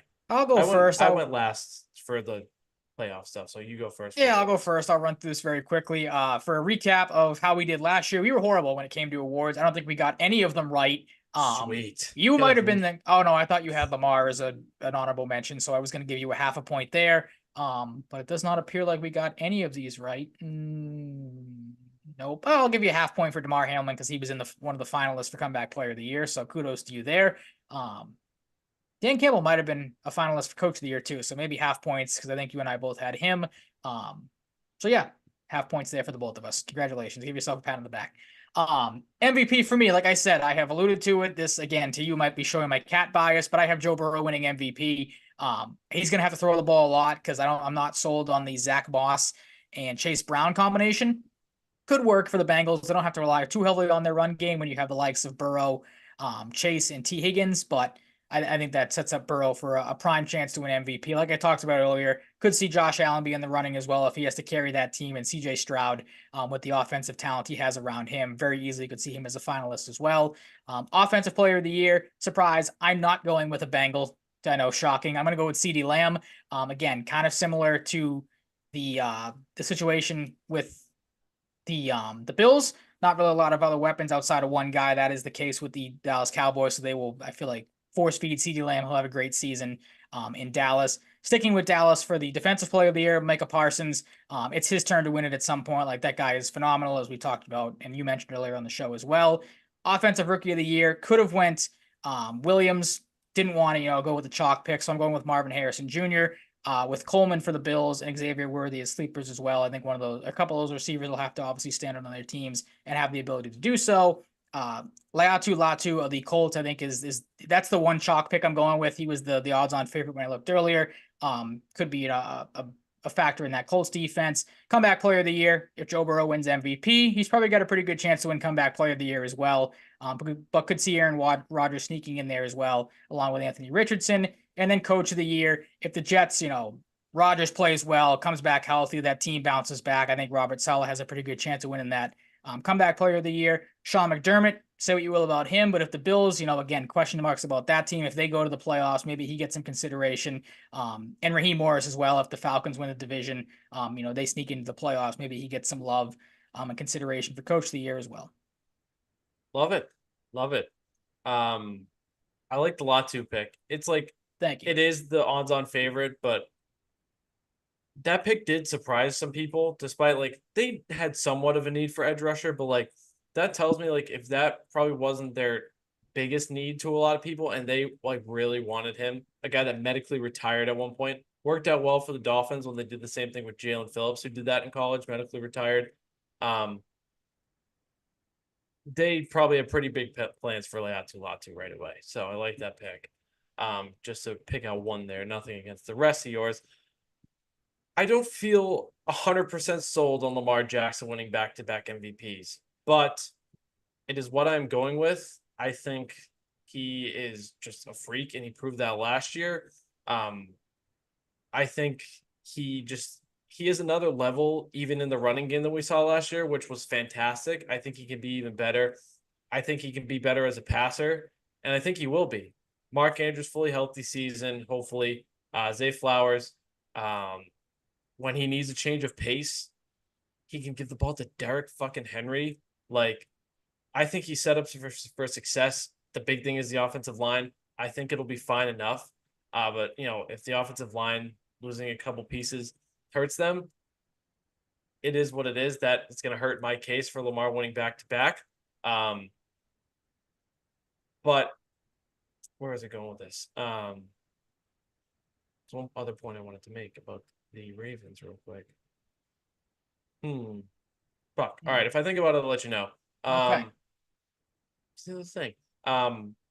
Sleepers. I feel like our sleeper category here is kind of like sleepers are just they're either a sleeper or they're just another guy that has a really good chance. Sleeper's not the right word, but work with us here. Damn it, I wish I remembered that last Lamar Jackson point I wanted to make, but I feel good about it. I mean, I'm not going to lie, I do have some concerns about this actually hitting, but last year we didn't hit any, so it really is what it is. Maybe it's only go up from here. Maybe it's good that I don't feel good about it. Maybe he pulls an Aaron Rodgers and went back-to-back MVPs. Yep. If there's anyone that can do it in the league right now, I feel pretty good about it being Lamar. Yeah. And I think there is another level passing, and he finished I think 821 rushing yards, but I think he can be a 1,000-yard rusher as a quarterback. Which if he did that, and he's good enough passer, good luck taking the MVP away from him. All good points. Other ones I just have sleepers / other candidates category, depending on the category. I have Mahomes and Burrow. Mahomes is Mahomes. You got to put him in there. And Burrow, if he lights the world on fire coming back from an injury, can he win both? That and comeback player of the year? Would MVP override comeback player of the year and you give it to someone else? I don't know. But seeing him win both could be cool. Peyton Manning almost did it, I think, in 2012. But Adrian Peterson won that year. So, I think Peyton Manning was second, so he might have almost done both. But maybe they kind of overthought that one. Maybe they got that wrong. I'd have to, really deep dive back into that. But I also have CeeDee Lamb as Offensive Player of the Year. some people expected to be Justin Jefferson last year. Tyreek Hill took the spotlight there. Justin Jefferson also missed some time. I think it's CeeDee Lamb this year. He just builds off of last year. He's the absolute X factor on that team. So he's going to be, and I think this is a guy that can just go berserk, and he will. And he's a frightening football player. Got McCaffrey and Hill in the mix too. Those are the other two guys I like the most. Christian McCaffrey. Tyreek Hill won it last year. We'll see if this will be Tyreek Hill's last year. Remember a couple of years ago, he said he's going to retire in That's 2025. right. Yep. I don't believe it. TJ Watt. I have a bold prediction coming up about him. I have TJ Watt winning another Defensive Player of the Year. Micah Parsons and Max Crosby in the mix as well. Maybe Aiden Hutchinson. I have Caleb Williams, the chalk pick, winning Offensive Rookie of the Year. I wanted to go Marv, but I think Caleb is surrounded really well. He's going to throw. He's going to have a pretty good year. I have Harrison Jr. and Neighbors in the mix there. Neighbors will depend on the quarterback play. Same with Harrison to a different extent. We'll see how Kyler bounces back. But I have more faith in him than Daniel Jones. A little bit of a long shot here. It goes into my Lions belief. I think Terrion Arnold is going to come in as a first-round corner and be very good. I'm huge on Terrion Arnold. I'm not going to say like favorite corner like scouts and like NFL experts do, but like the guys I watched, I like Terrion Arnold the most. Like just watching games and reading up on them. I really like what he could bring. I think they need a guy like him to add another big piece to that cornerback group. And I think Terrion Arnold could be relied on a lot. And if he is, I think he's going to be pretty good. I think they're building something nice in that secondary. I've let Latu in the mix there as well. And like I talked about with the Rams, someone's got to take up the mantle from Aaron Donald. So if Jared Verse can be as good as he was in college, he's going to pile up some sacks for the Rams. And Braden Fisk, not nearly as talented, in my opinion, as Jared Verse, but does step into that D tackle role. Is he the starter? Is he nearly as good? No, he won't be. But he's going to be relied on, and he is a good player. He went in the second round for a reason. So if you want a real long shot, I think Braden Fisk was plus 5,000 to win Offensive Defensive Player of the Year. Okay. So I'm just throwing him in there because he's going to be in that position group with Aaron Donald out there. So could be a big important player for them as a rookie. Comeback Player of the Year, Joe Burrow. It's Joe Burrow. Aaron Rodgers, excellent case. Anthony Richardson, excellent case. I don't think Anthony Richardson's outperforming either of those quarterbacks. I think when it comes down to it, I think Joe Burrow is going to be the best quarterback of the three, and they all have excellent cases, but I'm going with Burrow. Not going to overthink comeback player of the year too much. And with my excellent season I have for the Texans, I will be putting DeMeco Ryans as coach of the year this year. Has a great team around him, so maybe that hurts his candidacy, even if he does amazing. But I like DeMeco Ryans. That was a pick I settled on. Salah's a great pick by you. I like that one a lot. I just like Mike McDonald in Seattle. If Seattle can squeak into the playoffs with Mike McDonald replacing Pete Carroll, I really like Mike McDonald as a sleeper to win Coach of the Year. All right. I like those picks. Excellent. Where shall we go next? League-wide predictions. Would you like to go first? Sure, I will start because I think one of mine kind of ties into one of yours, so that would be dumb to have you go first. I agree with a point that I haven't even made yet. Yeah, I'm glad you said that because I was thinking that when I wrote it. Yeah, it wouldn't make a lot of sense. The one that I am referring to is the Bengals. They take their Week 12 bye to make Jamar Chase the second highest paid wide receiver in the NFL. Obviously, we saw Brandon Ayuk get paid tonight. There you go. Got it right, finally. So Chase, I think the kind of numbers on him has looked like, thank you for the thumbs up. The numbers on Jamar Chase have kind of floated around 4 years, $138 million with over $100 million guaranteed. Jamar Chase, again, there will be people that argue that these contracts are ridiculous and he's not worth that money. And to those old people, I say, grow up. That's what the league is, and deal with it. The market. Maybe they're not worth the money, but the market dictates it. Are you going to try and underpay someone what they feel like they're worth egregiously, and then they're like, okay, I don't want to play here? Yeah. Like, you got to pony up the extra money. Yeah. The salary cap is fake in the NFL. It's fake. It's fake. Crap. The Browns made $35 million in cap space or something with Deshaun Watson's contract today. Mm-hmm. It's fake. It's fake. I'm sure the Chiefs will restructure Mahomes and Kelsey's next offseason. I think the Saints have been over the cap like 2 or 3 of the last few years by like $70 million a couple times, and they get under the cap. Like, it's crazy. It happens every offseason. It's not a thing, the cap being that. But yeah, Jamar Chase becomes the second highest paid wide receiver during the Bengals bye week, and that fuels them, I think, to I had it like a 6-1 finish to end the year. And of course, as we know, a Super Bowl championship for me and I believe a conference finals loss for you or a divisional round loss for you. So you are not as high on the Bengals as I am, but I like Cincinnati. Sticking in the division, different team though, Justin Fields. Because again, there are some questions on what the Steelers are going to do with him. We'll probably play quarterback at some point this year because I don't think Russell Wilson finishes out the year as their QB1. But if he does, I say Justin Fields will rush for 3 touchdowns out of Pittsburgh's backfield, not as the quarterback. He's going to line up at something crazy like running back, and they're going to hand him off the ball and score it. Justin Fields returning kicks. Yeah, could return kicks, could return punts. That would be fun. That'd be fun. It would not be a smart decision, but it'd be fun to watch. No, sure wouldn't. And also, we'll have at least 1 receiving touchdown. I think the Steelers are going to get a little creative with their offense. I know we dumped on Arthur Smith a lot earlier in the show. But I think Fields, it gives them a little bit of a different dynamic look, having him line up in some different ways. Another guy I mentioned earlier, Dalvin Cook. Because there are questions in the Dallas backfield, will Ezekiel Elliott be able to produce like he did in New England last year? Can't imagine Rico Dowdle is going to be, a big plan for them now that they signed Dalvin Cook. So I think Dalvin Cook by end of season becomes the Dallas Cowboys RB1 and leads them in rushing yards and rushing touchdowns. Everybody always says the same thing about all these type of guys, like, oh, they're in the best shape of their life. He's working out, blah, blah, blah, whatever it is. I think Dalvin Cook's out to prove something. Kind of got a crappy deal with the Jets. Yeah, kind of got a crappy deal with the Jets last year, looking, for a little bit of revenge. That kind of seems to be the theme with a lot of my picks here. I think Dallas is a good spot for him. Obviously has that receiving upside as well, so that'll help a Dallas offense. Like you said, that don't really have a wide receiver 2 on that team. Like Cooks is Brandon Cooks being is a nice piece, but they need something else there. Like Ferguson's a good tight end, but you really need another guy to go along with CeeDee Lamb. I think Dalvin Cook could be that in the receiving game. Maybe. What's up? John Mechie. Yeah, that would be, again, I liked it when you said that. I didn't even think of that. So that would be an interesting one. It wouldn't take too much, just going from Houston to Dallas. Yeah. Exactly. So there you go. Same page. Look at this, same brain. Yeah, even this late in the show, this long, we're still figuring it out here. Going to the Vikings, this one might be a bold one. I think Justin Jefferson finishes with less than 1,000 receiving yards for the first time in his career. If you're a team playing the Vikings and having to face Sam Darnold, take Justin Jefferson away. TJ Hawkinson's not there. He's hurt. Make somebody else on the Vikings beat you. Make it not Jefferson. And if they do that, then I think he's going to struggle this year. And again, what's up? It's just a matter of saying Darnold can put it in his hands, but good luck slowing down Justin Jefferson. Well, that's the thing that I was going to say too, is just like he might just struggle because the quarterback play stinks. Like, and I'm sure at some point, like you're not hoping for an injury, but like Sam Darnold. Do they trade for Mac Jones? Do they trade for Michael Penix? Do they trade? See, for I was Bailey thinking Zappi? that, but like, do you really want to trade for a quarterback when you know you have? Yeah, I know. I'm joking. Yeah, it is funny. Could use like a veteran though. Like if Sam Darnold isn't the guy, can they get some sort of veteran? Josh Dobbs back Heineke again. Josh Dobbs, that would be awesome. Josh Dobbs going back would be hilarious. Josh Dobbs. Sticking with quarterbacks that stink. The Giants, I think, will use all 3 quarterbacks on their roster for at least 2 starts this year. Daniel Jones is going to get benched at some point this year or get hurt because he stinks.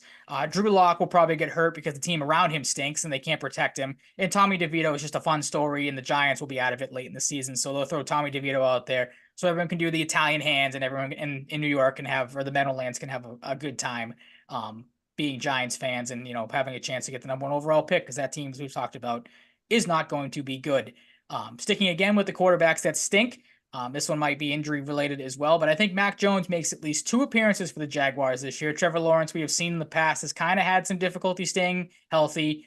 Like you said, the Jaguars offense, their offensive line rather, not the worst, but not the best. So maybe there's, some concerns there of Lawrence's health. So I think Mac Jones, maybe they just try to play him to maybe get something for him as well, or like kind of as the season goes on, be like, okay, Mac Jones, has some value here. Maybe he's still got a little bit of leeway in the league. So maybe they do him a favor there, especially if the Jaguars are out of it by the end of the season. Maybe Lawrence is banged up. They just let Jones play the last couple to kind of see if they have anything there.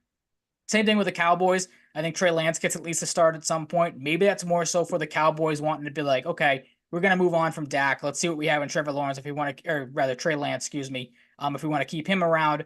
So, and then too, if the Cowboys have a playoff spot wrapped up at the end of the season, maybe they give Lance a start, like they did with, who was the quarterback they had? White guy. I think he was a ginger. What team? Sorry, I just Cowboys. Spaced out for a sec. Who's Cowboys? the Cooper Rush? Thank you. Yep, Cooper Rush. They did that with him a couple of times. Had to play him because of injuries and just late in the season. So maybe they do that with Trey Lance. I did allude to this one. Sticking with the NFC East, come the end of the season, this one might be the boldest one out of them all. I think Dan Quinn is the only remaining head coach in the NFC East. Bill Belichick is waiting in the wings. A lot of people have talked about the Oh, he's Giants, going the the Belichick Eagles. angle. I like it. Yeah. If the I I like mean, it. I know we had the Eagles both of us had the Eagles and Cowboys as playoff teams, but we both had those teams bowing out in the middle of the playoffs. I think this is it for McCarthy. If they don't, at least get to the Super Bowl, he's done in Dallas. And again, if Jerry Jones has the chance to bring in Bill Belichick, he'll do that in a heartbeat over Mike McCarthy. And then again, there are concerns maybe with Sirianni and I don't know if it's trust or what it is with Jalen Hurts. But if that thing goes sour too, could very easily see them jumping at Bill Belichick. And then same thing with the Giants. Like that team just stinks in general, so maybe they think that firing Daboll will be a shakeup they need. It might be a mistake because I don't think Brian Daboll is the worst head coach. But again, like Bill Belichick's sitting there, Mike Vrabel maybe is a name that comes up as well. Yeah, So I maybe think he jets from the Browns after 1 year. Seeing him on the Browns is gonna be really weird. very strange, yeah. But yeah, I mean, I don't think there's a lot of lofty expectations for a couple of those teams in the NFC East. If they don't, excuse me, come through, then I think a lot of guys may be out of jobs, and that would be kind of interesting to see Dan Quinn as the longest tenured guy when the season comes to an end.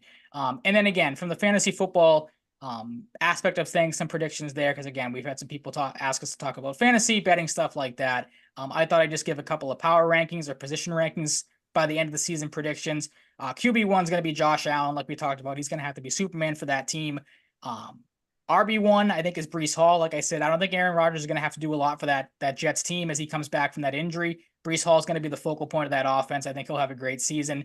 CeeDee Lamb becomes the first repeat wide receiver 1 in fantasy football since Antonio Brown did it in 2018. Because again, he is basically that entire Cowboys offense. And this one might be a surprising one. My tight end 1 is not Travis Kelce, it's not Trey McBride, it's not Mark Andrews. I think Dalton Kincaid is in for a massive season. Again, the Buffalo Bills need a number 1 option. Keon Coleman might be that as the season goes on, but Kincaid is the veteran guy there, it seems like at this point, which is obviously crazy to say because he's still very young. But he seemed like he picked up a good rapport with Allen at the end of the season, had a very good run as a top tight end in fantasy towards the end of last season. I think he picks up right where he left off. And is that go-to guy for Josh Allen as the season goes on. I love these predictions. Thank you. I'm not as strong on them as you for some of them, but I love them. I really do. So the coach one is fascinating. Whether you took the Belichick angle or not, I think there's a case that all 3 of those coaches besides Quinn could be gone for various reasons and replaced by whomever you want to say. But I love it. I love it.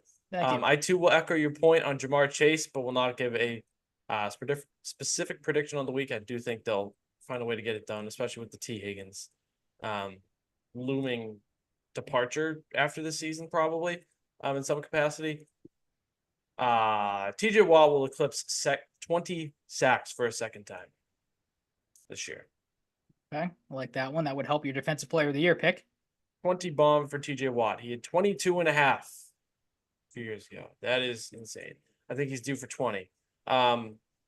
Jamar Chase will eclipse 1,500 receiving yards for the first time. This wasn't as a Super Bowl because he's had 1,455 before, but I'm kind of leaning more towards not him getting close to 1,500, maybe more close to 1,600, 1,650.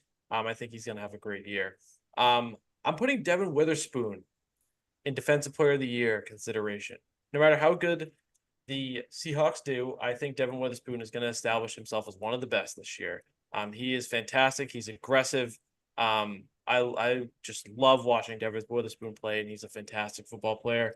Tank Dell eclipses 1,000 receiving yards, which he probably would have done last year if he didn't get hurt. And I think him and Nico Collins will both finish with more receiving yards than Stephon Diggs. I love this one because I feel like a lot of people have forgotten about Tank Dell, and I don't disagree with you in the slightest that he could be the best receiver. Maybe not saying the best receiver on that team, but I definitely think he could put up the most stats out of the other 2 guys. And I like Nico Collins.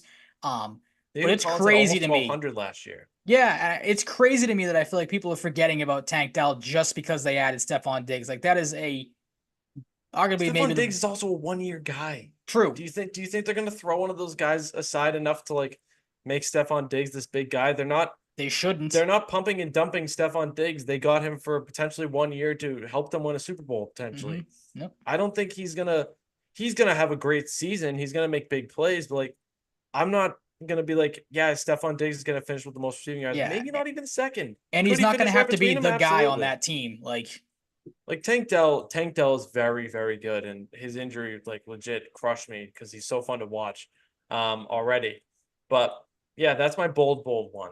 Okay. Maybe not that bold to some people, but fantasy football predictions. I have Lamar Jackson as QB1 this year. I have Christian McCaffrey as running back 1. I can't put anyone over him. I like Breece Hall, I like his Fair, yep. case. But McCaffrey is just so much better than Breece Hall as a football player right now. He's just one of the best players in the league. He was 3rd in MVP voting last year. Like, he's freaking preposterous. And it'd be crazy to watch what he could do even more, relied on more if they traded Brandon Ayuk. That's a funny way Right, to look yeah. at it too. Yep. But I still think Christian McCaffrey is just going to be completely ridiculous. And same with CeeDee Lamb. I'm in the CeeDee Lamb bandwagon with you. I'm going to go wide receiver 1 for him in fantasy. And Sam Laporta back-to-back as well. I like lots of back-to-backs this year. Sam Laporta is a tight end, but like, no matter how Jameson Williams is in the whole receiver hierarchy, he's essentially wide receiver 2 on that team. Pretty much, yeah. And Jared Goff is excellent. They have a good offensive line to protect, give them plenty of time to throw the ball. I like Sam Laporta. I like some repeats this year, but that's my top 4 for the main skills positions. Did he really finish as tight end 1 to end last year? I don't know why I thought Kelsey was able to get up there by the end of the season. The one I looked at said it was Laporta. Okay, I don't disagree. It doesn't sound that far-fetched. Maybe that was wrong because I didn't feel good about it either. But I was doing so much that I was like, I'll take it. I'll take the word for it. Fair enough. Tight end rankings last year. Let's see how wrong I am because I feel like I'm wrong. But no, I feel like it is Travis Kelce. Tight end PPR. Okay. So not a repeat for Laporta, but I saw something that said Laporta. Maybe it was different scoring format. Was number 1. But he was number 2. Oh, these are rankings for this season. No, so there you go. Oh, so that's Kelce. Maybe he was number 1 then. I say we just leave it at that. He was number 1 last year. Take your word for it, even if you are wrong. Let people do the research on their own time. If they're really maybe I'm wrong. Who the fuck cares? Yeah, exactly. It was Kelce or Laporta most likely. George Kittle had a pretty good season last year too, but yeah, he did. Maybe Mark Andrews will be in that mix. Maybe. Maybe. But we have one more football thing. It looks like, right? Yeah, I'm not going to spend too much time on this because it is still kind of up in the air depending on what happens with the Raiders. Tom Brady had an interesting article come out about him the other night by Seth Wickersham about what could happen if Brady does become a part owner of the Las Vegas Raiders and what that could mean for his broadcasting. As we know, signed that massive broadcasting deal with Fox, is going to join. Can't remember who the color guy is or play-by-play guy is, but he's going to be in the Fox booth calling games this season. With this article coming out discussing the things that he may not be able to do because he is a part owner of the Raiders, if that does go through, kind of blows my mind. And as I texted you last night, kind of makes me wonder how he's even able to do this broadcasting job with the restrictions he is going to have to deal with. I'm not going to run through the entire article by Wickersham. People can go find it on ESPN and read it on their own time. But some of the main points was he would be prohibited from publicly criticizing game officials and other clubs, while Brady could, in theory, state that he disagrees with calls on air. He would be subject to fines or even a suspension if he went too far, would obviously be subject to the league's gambling policy, would be subject to the league's anti-tampering policies, and would be permitted only, quote, strictly social communication with members of other clubs, according to the slide the league presented the other day. The big one, though, I kind of glossed over because I was trying to find it in the article, is Brady basically can't meet with teams to go over like game plans and stuff like that leading up. Obviously, the stuff people talk about in the games. This said, the league confirmed ESPN among the restrictions, Brady would not be permitted to be on another team's facility, would not be permitted to witness practice, or would not be permitted to attend broadcast production meetings, either in person or virtually. The lack of access to coaches and players before games could be the most severe restrictions. Those meetings at which broadcast crews meet with the matchups, head coaches, and key players are often the lifeblood of insight for the telecast. Like I said, I kind of butchered that, kind of ran through it very quickly. But again, basically, if Brady becomes the part owner of the Raiders, the gist is he is not going to be able to do all the pregame stuff or pre-week stuff that goes into game planning for the broadcasts. So like I texted you, I don't see how Brady can do this job if he becomes a part-time owner of the Raiders. Like, that kind of blows my mind. It is a clusterfuck, and I did look. Sam Laporta was tight end 1. There you go. All right. So perfect. The one website I did see that I don't remember the name of was correct. But you got me second guessing, damn it. Sorry. This is a clusterfuck. It really is. And like I texted you too, like I have in the outline here, if I was Greg Olson and I caught wind of this, I'd be pissed. Yeah, I would Like be I'm too. losing my job, which I was very good at. Like again, a lot of people would take him, myself, and I'm Huge sure you fan. included, would take him over Tony Romo in a heartbeat on like the number one team for CBS or whoever he ends up broadcasting for. But if I saw this and I was like, so Brady's gonna get to be the part-time owner of the Raiders and now have to put in, because he can't not put in, but he physically cannot do it, less work, and I have to lose out to this guy. Now I'm on Fox's B team and making less money. Like I'd be pissed if I was Greg Olson. Yeah, it's just there's so many moving parts here. Like it's gonna be interesting to follow. I would say fascinating, but I really don't care. Yeah, to be it's one of those honest. things Like, where it's like, all right, it's cool. just Like that's it's an funny interesting to little see thing, but how hairy it can get. Like, what would you do if you're is this Brady? gonna be a Would you? thing like every week, like or every other week something comes up like, oh, did Tom Brady do this when he shouldn't? Like, he's gonna become like part owner of the Raiders or something. Like, Yeah, it is a weird situation. Like I just, if it goes through, I'm very curious because there are a lot of people I feel like that don't think Brady's going to be good in the broadcasting gig to begin with. So the fact that now if you factor this in and he can't go into the production meetings, like what would that look like on the broadcast? Like, all right, Tom, like what do you think about that? Or like we talked to Jared Goff this week about his game coming up against the 49ers, and he's just kind of sitting there like, oh, I didn't really like know about that. I'm like, I didn't get to go to those he's just meetings, gonna so have to I say don't really know fluff like, how oh, to. Jared's a great player, Yeah, like like the most generic stuff him on the and planet. Amon Ra Yeah. are gonna be like Jameer Gibbs is So back. then in that case, he is gonna suck as a. He's just gonna be. He's gonna have to say fluff, or maybe this. I don't know. That's I'm gonna not be gonna act bad. like I I predict the future, but fair. I got you. it's like I don't know. Like if something happens with the standing of his broadcasting, can Greg Olson just step right back in? I hope Like, I so. don't know. I Like hope that would so be too, but I don't the know how best that works. scenario. But yeah, exactly. Like once that kind of comes out, can you change? I mean, I feel like they can change the schedule and the teams and stuff to do the games. Like I can't imagine that'd be too hard to do, but it is interesting. And like I kind of asked you, like if you were Brady, what would you rather take the Raiders job? Or would you rather take the broadcasting gig?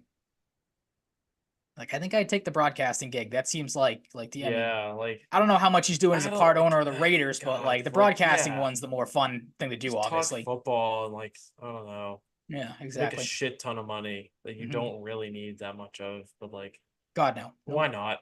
Generational wealth, you know. Goodness. That was a whopper of a preseason football preview It segment. was. That was a whole One show of in our itself. longest, one of our longer ones. Hmm. Maybe our longest. I don't know, but it's it's a one and done type of thing. But we are in the longer episode season, so get used to it. Get ready to enjoy it. Hmm. The Boston Red Sox, Ryan, they just lost 2-0. Won't spend too much time on them. They might be dead. Yeah, it's not good. Did I jinx them last week? Maybe. It's not good. No, it's trending downward. They got shut out today Shut by a up to team that is gaining ground on them. Yeah, I don't know if I'd say that. Their team, I don't know where the Blue Jays are in the standings, but there are definite teams, and that was kind of going to be my main talking point tonight was, as we talked obviously last week about, you have to, make some ground up against these teams that are above you, and the Royals and the Twins, both teams who are kind of playing average baseball right now. They're not playing as good as they were when we were talking last week. Now the problem is, and especially after you lose 3 out of 5 to the freaking Blue Jays who stink, you have to worry about the teams that are behind you. And the Detroit Tigers, who are apparently caught fire, 68 and 66, are just a game and a half, probably just a game back now. The Red Sox tonight. I don't know if they're idle or what they're doing. And the Mariners, who just won't go away. Like, who would have thought that firing their manager would be the best case scenario for them, because they're starting to play better baseball, and they too are only going into tonight 4.5 games back of the Red Sox. So now not only do you have to worry about the teams that are in front of you, you have to worry about the teams that are behind you. Maybe you might be right. The Blue Jays might be making ground. I'm trying to pull up the standings now, see Slowly. where Toronto is. They're still Yeah. 4 They're back, so gonna nothing have to go crazy. the right But way type of team, yeah, They're but gonna I have mean, to things go their way. Toronto, the thing they got going for them right now is they're playing spoiler to teams, and it clearly worked out They won against the 7 Red of the Sox last this 10. week. Yeah, they're playing good baseball. I guess the only thing I can ask you, you kind of alluded to it, because again, there aren't many talking points about the Red Sox right now that I wanted to touch on, because they've all kind of go out the wayside and out the window when you lose 3 out of 5 to the Blue Jays.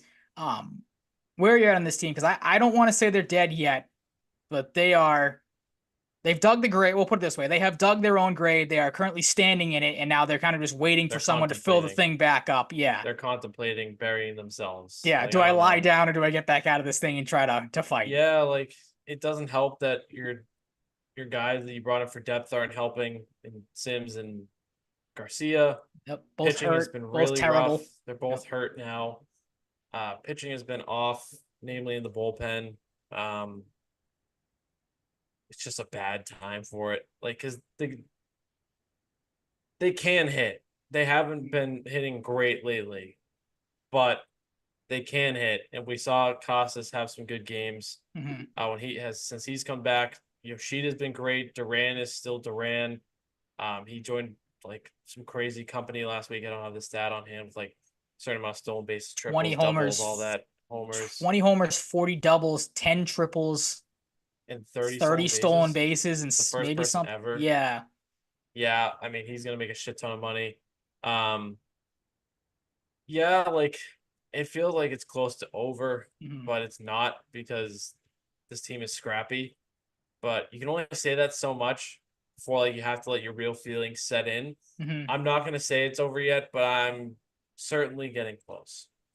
Yeah, and it's But like again the it's slipping, but there's still like a hot streak can really flip this in a week. well, that's what like you're waiting for. You were hoping it was because again, going into today, things were kind of looking up. You lose, and I say kind of in quotations because you lost the first two games of this 5 game set to Toronto.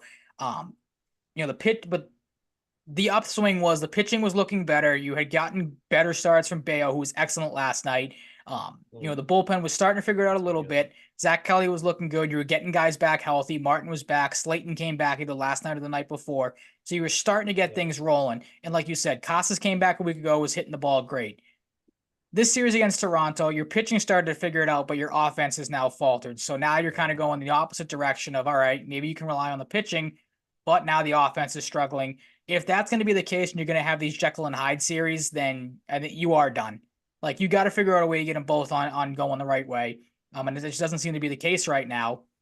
And again, losing 3 out of 5 to Toronto when you now have a huge series coming up against the Tigers. Like the next two series are massive. Yeah. Detroit for 3 this weekend, and then the Mets, who, like I said last week, if you look at them in the standings, I didn't think it was this close. They are literally the National League Red Sox. They are same record going into today, 69 and 64, same amount of games out of the third wild card spot, 4 games back. Two teams that are fighting for their playoff lives right now. So the Red Sox got to figure something out. And right now, like you said, I don't want to say they're completely dead because they are still within striking distance of these teams, but it is slipping and it is slipping fast, and it's not looked good. It's tough with these losses that are piling up too, because if you look at the standings, the Twins who are ahead of them have won 2 of their last 10 and lost 4 straight. Yeah, If they the Sox stink were playing right a little now. better, we'd be much more optimistic. But things are falling apart a little bit at the wrong time. Yep. Yin and yang, like the bats get a little quiet once the pitching gets a little better. Bayo's had some decent outings lately, maybe turning the corner. The pieces just need to be put together, and right now it's very reasonable to feel a little pessimistic, but it's not completely over. Maybe they're standing over the grave, but they're not quite there yet. They're thinking about jumping a good in. series, Like, good series against the Tigers fixes things for the meantime. So it's a big one. It's a game by game type of season.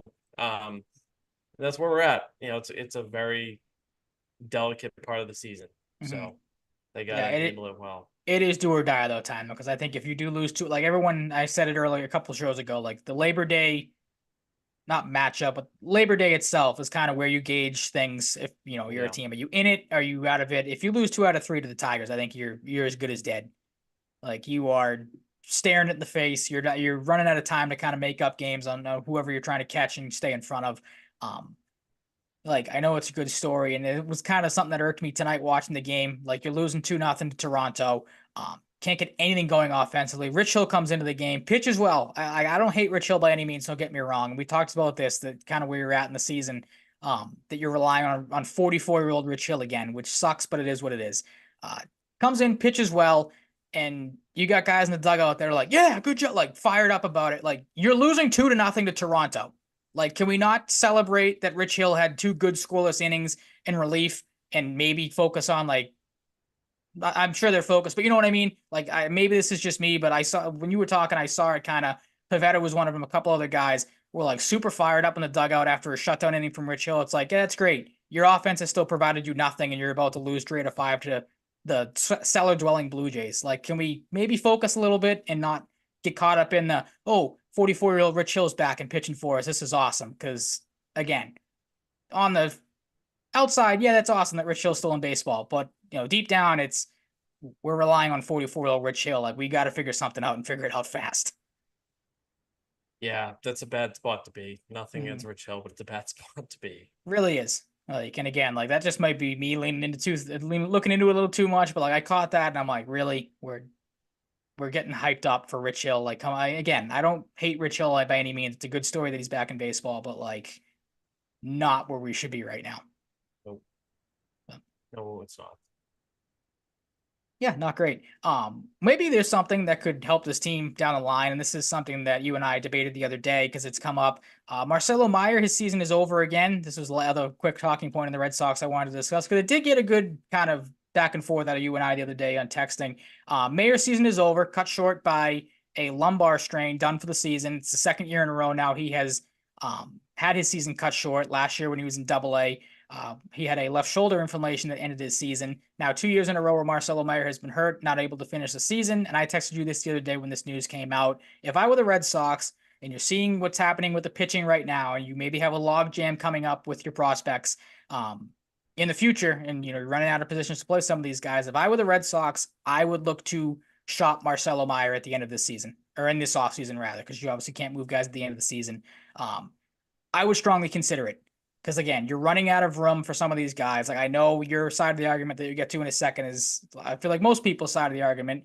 They want to see all these big prospects come up and play together. The Myers, the Teals, the Roman Anthony's, Christian Campbell, if you want to throw him in there as well. But like I texted you the other day, if you move Marcelo Meyer, you get some pitching back, some good young pitching that you can maybe build around. You kind of open things up for your lineup a little easier. You have Duran in center, Abreu in right. That kind of keeps the two of them together because you have outfield spots you can make available. Trevor Story, you cannot move unless you put a prospect in the deal with him and move him out in a salary dump. So he is, in my opinion, your second baseman of the future for the time being. Devers obviously at third, Casas at first base. O'Neill, if you want to bring him back, you stick him in left field for a couple of years while Roman Anthony develops. Yoshida is your DH, Wong is your catcher, and you take Rafaela out of center field, you put him at shortstop and make him your everyday shortstop instead of what would be Marcelo Meyer. That's still a pretty good lineup. You have a bench that could consist maybe of Roman Anthony when he's ready to go. Vaughn Grissom, if you think he's something, because again, I don't think he has any trade value right now, so you're kind of stuck with him. And then a combination of like Hamilton, Ref Snyder, and obviously Teal is your second catcher when he's ready to go. So not a terrible lineup. I know the discussion of maybe trading Marcelo Meyer is going to ruffle a lot of people's feathers. But if you're the Red Sox, you're going to have to make these tough decisions coming up. And if he can't stay healthy, like before it gets really bad, if it does, I would try to unload him on a team that might be dumb enough to be like, okay, he's your top prospect. Yeah, we'll overlook the injury concerns now and give you something for him. Like the White Sox did when you traded Moncada to them. And Moncada didn't really work out for Chicago. You ended up getting obviously Chris Sale won your World Series. So maybe you can strike gold again there. I'm not saying I would right now today trade him. But it's something I might consider is shopping him just to kind of see what's out there for a guy that was obviously considered a number one or is considered a number one prospect and considered, a very high draft pick from a couple years ago. Yeah, my thing is like you trade him in a can't miss pitcher deal, maybe. That's it. Like I am doing anything I can to dump Trevor Story's contract, even if it's for nothing. First. That is first priority. And it's nothing against Story as a player. He just can't stay healthy and he makes a lot of money. Like, if you can get Marcelo Meyer to become Marcelo Meyer, that's worth getting nothing for Trevor Story for. And I don't know if anybody would even take Trevor Story. So that might make this moot. But, like, you're going to run into an outfield log jam with Anthony, like, at some point. Because Anthony might be a full-time MLB player next year. Like, the way he's going right now, it's not a crazy thing to say. Good. Like Sadon can maybe play second base at some point, but it's probably a shortstop if he moves in. Mayer can play second or short. Campbell can play second or short, to my knowledge. Yep. Mikey Romero is a shortstop someday, but he's down the line. like maybe I'm gonna say this. Maybe it's Abreu and Romero you move for a big time pitcher. And I don't want to move Willie Abreu. Mm-hmm. But if it keeps Marcelo Mayer, if he can hit his ceiling, I would do that. That is the alternative, and that's kind of the other side of the argument is because that was the thing. It's like, okay, if you do keep all these guys around, then you're going to have to move one of Duran or Abreu to open up a spot for I don't think Roman Anthony. I would be shocked if they moved Duran. I'm in the same boat, so Yeah. it would be Abreu 100%. But then again, like that's the side of the argument. Like I said, it comes down to do And you they want to locked move up Abreu? Do Sadon. you want to? Yep. Maybe it's Christian Campbell. Maybe Yep. Christian Campbell's. I want to make this clear. I absolutely do not want to move Christian Campbell, but his value might be insane right now. That's it. I said the same thing, and maybe not as insane because he's been hurt, but like that is where the basis of my argument is coming from, is that Mayer is the guy that has the most Christian value Campbell's in your mind. value. No, I'm just saying. Christian Campbell might have more value than Marcelo Mayer right now. Maybe. With the way he's the way he's going, yeah, the way he's going, you could. I feel like maybe the injury stuff for Mayer, despite being a very high potential prospect, is the craziest thing to say. I don't know. Might not Maybe be. I'm wrong. And there also is the part of it, like I want to see Mayer, Teal, Anthony on the same team. If that doesn't happen, I'm not going to cry about it. But like, I think they would like to do that. The franchise would like to see that, and it would be fucking awesome. So, well, I mean, they kind of cheesily waited to call the other two guys up until, I don't know if you saw that, Mayer was hurt, and then they waited till he got healthy for like a game, and that's when they decided to call three. And I was like, all right, everyone's like, oh, cool, the big three got to call up. It's like, all right, like you could have called up Teal and Anthony. And yeah, look, if you can get an amazing pitcher in a deal for Mayer, I'm okay with it for the right guy. But I don't want to trade Marcelo Mayer right now. Fair. Or this fair way to look at it. I get where you're coming from though. Like there is merit to it for sure, but I'm just looking just at to it a see, little different, just kind of taste, what's the something the waters that saying, like see what's out there. Maybe Mikey Romero's the guy you attach to Trevor Story. Maybe. I wouldn't want to do that again. Like I'm not dying to trade these guys, but like Mikey Romero has kind of been a guy like even before the Christian Campbell stuff. I've kind of wondered, like, are they going to have space for him when it's time for him to come? He's the shortstop version of Nick York. Like, you got no spot for him right now. But he looks awesome, apparently. So there's that. But yeah, I mean, a little Red Sox talk. We do have one Celtics update. Lonnie Walker, the fourth, is correct. A Celtic. And he is on an E10 deal. So I don't want to say this is a Brad Stevens masterclass, but he feels like in the mold of player where if he makes the team, Brad Stevens is going to turn him into something awesome. And I know you agree. Yeah, absolutely. I was shocked when I saw this last night because, to be honest, I thought Lonnie Walker had been scooped up by somebody already because he is. Yeah, why is nobody giving this guy an actual NBA deal? I have no idea. I saw a couple people on because the Shams tweet, like you said, it basically was the summary of the Exhibit 10 contract, which I don't know a lot about that, but the way I, read into it, I feel like it's basically a PTO in like hockey. Thank you. Like, I was gonna. Yeah, that's how I kind of took it, and I feel like a lot of the comment section kind of felt that way as well. But a lot of people said that in the comments that were like, "This is what's wrong with the NBA's like contract structure and CBA and stuff like that. That a player of Lonnie Walker's caliber is still available without any sort of deal." And it's right because he is a good player. The numbers won't jump off the page, 9.7 points per game with the Nets last year, but shot 38% from deep. Had a great run with the Lakers a couple of years back, 3 years in a row, or rather 1 year with the Lakers, last couple of years with the Spurs. 11.7 points per game with the Lakers 2 years ago, 12.1 with the Spurs 3 years ago, and then the year before that, 11.2. People may remember Lonnie Walker had that great postseason run with the Lakers as well, had a couple of games where he was excellent for them off their bench, and their run to the Western Conference Finals against the Nuggets a couple years ago. So the guy is a big game player, knows what it takes to step up in the big moment. This is a can't lose signing for Brad Stevens. Like you said, you get him for basically nothing. You get him on, again, what I equivalent to a PTO. And Did the you fact say that equivalent? I think I did. Yeah. Oh my God. Yeah. I'm making stuff up as we go on here. We're getting late. Equivalent. That sounds like it should be a word. What's the word? I can't even equate. Equate. Thank you. Yeah. Yep. That's the one. I'll be the nitpicker there. Thank you. You can always be. It's also partially because hearing you say equivalent was pretty funny. Yeah, that was kind of just flew under the radar there. Let that one slide. Try to let that one slide by. But yeah, again, big pickup for Brad Stevens. I can't imagine that he's not going to make the roster. They have an open spot. Like, you're gonna put Yeah, both the like rookies, Shireman, and I can't think of the other guy's name because again I'm Watson. drawing blanks. Thank you. They're probably gonna be in Maine. So you Yeah. needed someone to fill O'Shea Brissett's roster spot, who is obviously gone. You lost Svi Mihailuk. He went to Utah, I think, a couple weeks ago or a month ago. So you Yeah. have open roster spots. Like, this guy's costing you nothing. And again, the reaction across Twitter was a bunch of fan bases being like, "How do the Celtics keep doing this?" Like, again, it's the Jesse Pinkman, "You can't keep getting away with this" meme. In this case, it's Brad Stevens this time around, Yeah, because like this is a Lonnie player that Walker's gonna should. be good here. This is a He's player just that going shouldn't have to. been available. Like, the Like fact even that he it's goes. funny. I didn't notice this at first. Don't you think a team that used to have him like the Spurs could use him as another secondary scoring option right now to kind of like speed things up a little Yeah, bit? or Not this just like game breaker, but just like someone who can score points besides Victor Wembanyama even before, a little even bit. before that, like, keep him around. If you suck, trade him. Like, the Lakers letting him go. I said it to you a couple of years ago when the Lakers let him go. I'm like, why wouldn't you keep him around? He'd be a good bench piece for you. Like, he obviously went to Brooklyn. Things didn't work out there because the Nets, stunk last year. Wasn't, are going to stink, so they weren't going to keep him around. But like, I can't believe like a team that has actual cap There's space. so Maybe many the teams that could use this guy. Yeah, So absolutely. many. As a bench scorer, like, this is a guy come in, knock down a couple of threes, plays pretty good defense from what I remember. Again, in that playoff series with the Lakers and Golden State, and then the Nuggets, like, was good in a couple of those games on both ends of the floor. Like, I don't see how this guy was still available, and that's why, like you said, there is some questions if he will make the roster, but I'm calling this a Brad Stevens gem because, again, this guy should not have been like, this is something that I feel like Brad Stevens woke up one morning, was looking through who's available for like free agents Yeah. remaining, and was like, why the fuck is Lonnie Walker? Like, call his agent right now, somebody, and get him on the phone because Yeah. we'll sign him in a heartbeat. Other motherfuckers be stupid, not Brad Stevens. No, we've known that for a long time that Brad Stevens is not stupid. Yeah, Brad Stevens is just a little different. Mm-hmm.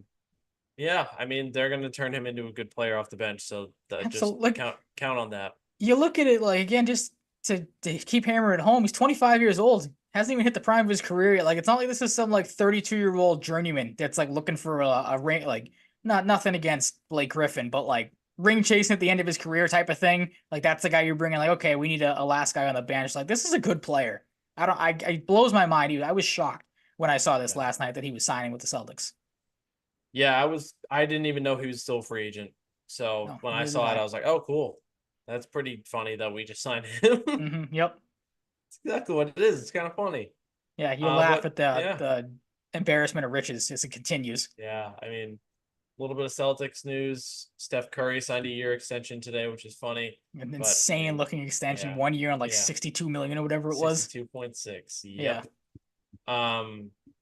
Couple hockey things to wrap up the show. Jeremy Swayman was talking about his like approach on the contract discussions as in comparison to last year, where it was scary for him, how he's very in tune with like finance and his background, and how like learned he is on certain things. I think you say learned in that context, but a lot of people like freaking out about this clip. This is just like a guy just like doing due diligence for understanding the situation to me. And I feel Okay. like some people saw this clip of him on this podcast and they like freaked out. They're like, oh, Swayman's like, why is he saying this? Why is he saying this? Like freaking out. Like, look, he has been in Boston pretty much all summer. Mhm. He has assured Ty Anderson was talking on his show last week about this. Like him and Ty talked at that triathlon he was at. Swayman was like, yeah, I have faith that it's gonna get done. Like this is where I want to be, stuff like that. Like, guys, it's gonna get done. And I think the $10 million scoop I was just gonna ask you that because was people getting frightened about that too. I don't know how true that is. I think it's a load of crap. Because I feel like Rich Keefe's been wrong I about that think type of stuff all the time I before. never know. This is nothing against him personally. I never know if his scoops are legit or not. But if it's true, I would be stunned if it's Jeremy Swayman earnestly thinking he's gonna get $10 million. It's a start high tactic, guys. Like, sure, maybe they've discussed other numbers in the past, It's but a like scare tactic is what it is. maybe this is a number that is coming out now, if it's true, and they talked about this as a start high tactic a month ago. I don't know, but Jeremy Swayman in the back of his mind likely knows that he is not going to get $10 million. But But can that be worked down into 8.5, 8.25 instead of 8, instead of 7.75, 7.5? That's the goal. Jeremy Swayman is not getting over $9 million. I'd be shocked. And the Bruins don't have the cap space for that right now. I think there's like one site out there that has them about like 9.1, but I think they're more so around like 8.6 off the top of my head. Even then, they're going to want a little bit of wiggle room if they're at 8.6 to bank cap space, to have that little extra wiggle room like at the start of the season, because you can bank daily cap space too.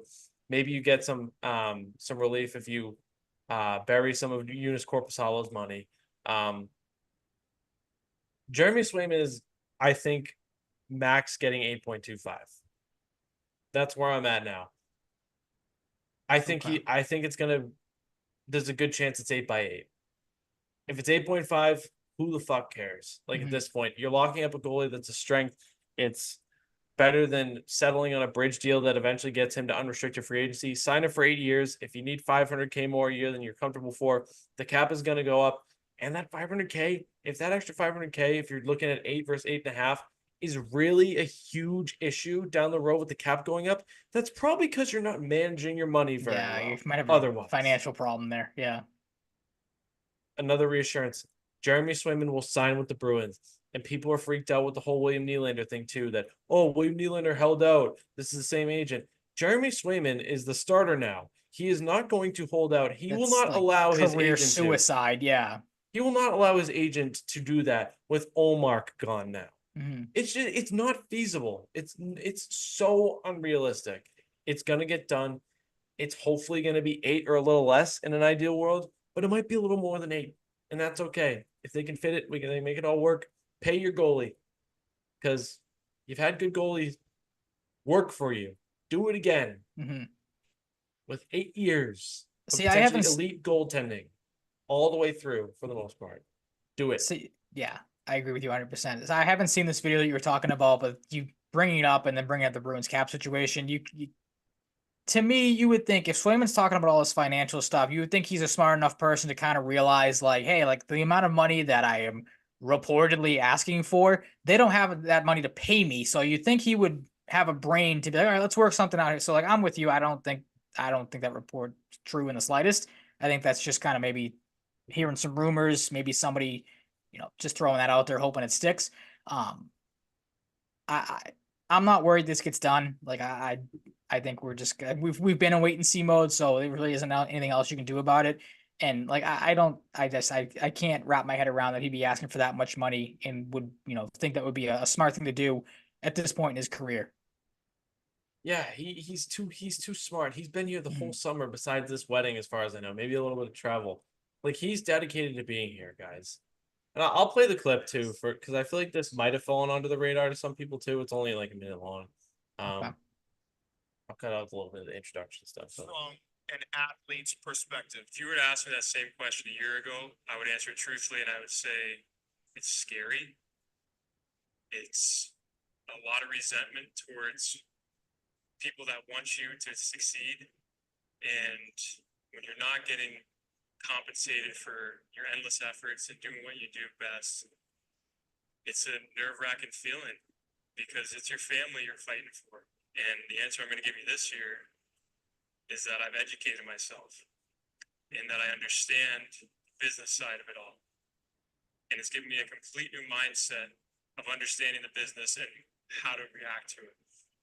I understand the cap is going up and where it will be in years. I understand my comparables and how I can't ruin the goalie market for other guys that are going to be in my shoes down the line. It's nothing I didn't even think of that. I went to the School of Business for the University of Maine, so I love the business side of it all. And I studied it, and I love it. I'm doing classes still in Stanford, part of the NHLPA program on business. I know that these experiences I'm doing now are going to help me post-career when I want to be a businessman, when I want to talk about serious stuff, We'll give you a job at sideline. I'm in. So I think people freaked out a little bit because of like the tone of his voice and like the scary, the resentment. If people are out there saying like, oh, it's resentment now, it's just the past. He knows that to some extent he had to take a lower amount of money to fit in the cap, but like he did have some resentment to like it going that way. That's reasonable. The tone and some of the things he said, I understand psych people out, but you have to think about it from his. It's just how he talks. They like listen to how he talks in playoff games. Like he'll lose a game and be like, "We're excited, we're ready, and I can't wait." Like he kind of just talks like that. Maybe that's part of it. Where are you at after listening to that? I don't know how many times you've heard the clip, but that was the first time.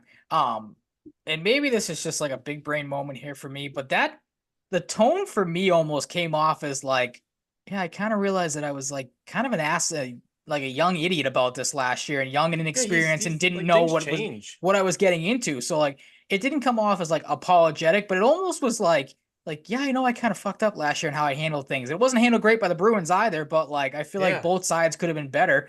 But it was an unfortunate necessary evil. Yeah, absolutely. Like they were very strapped on cap space last year. Very strapped. And he took it. He was reasonably upset that it wasn't better.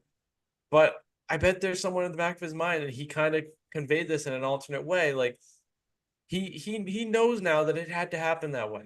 It was unfortunate, but it's gonna get made up for when he gets 8 years and the pay structure is nice. That's another thing that's making it take time.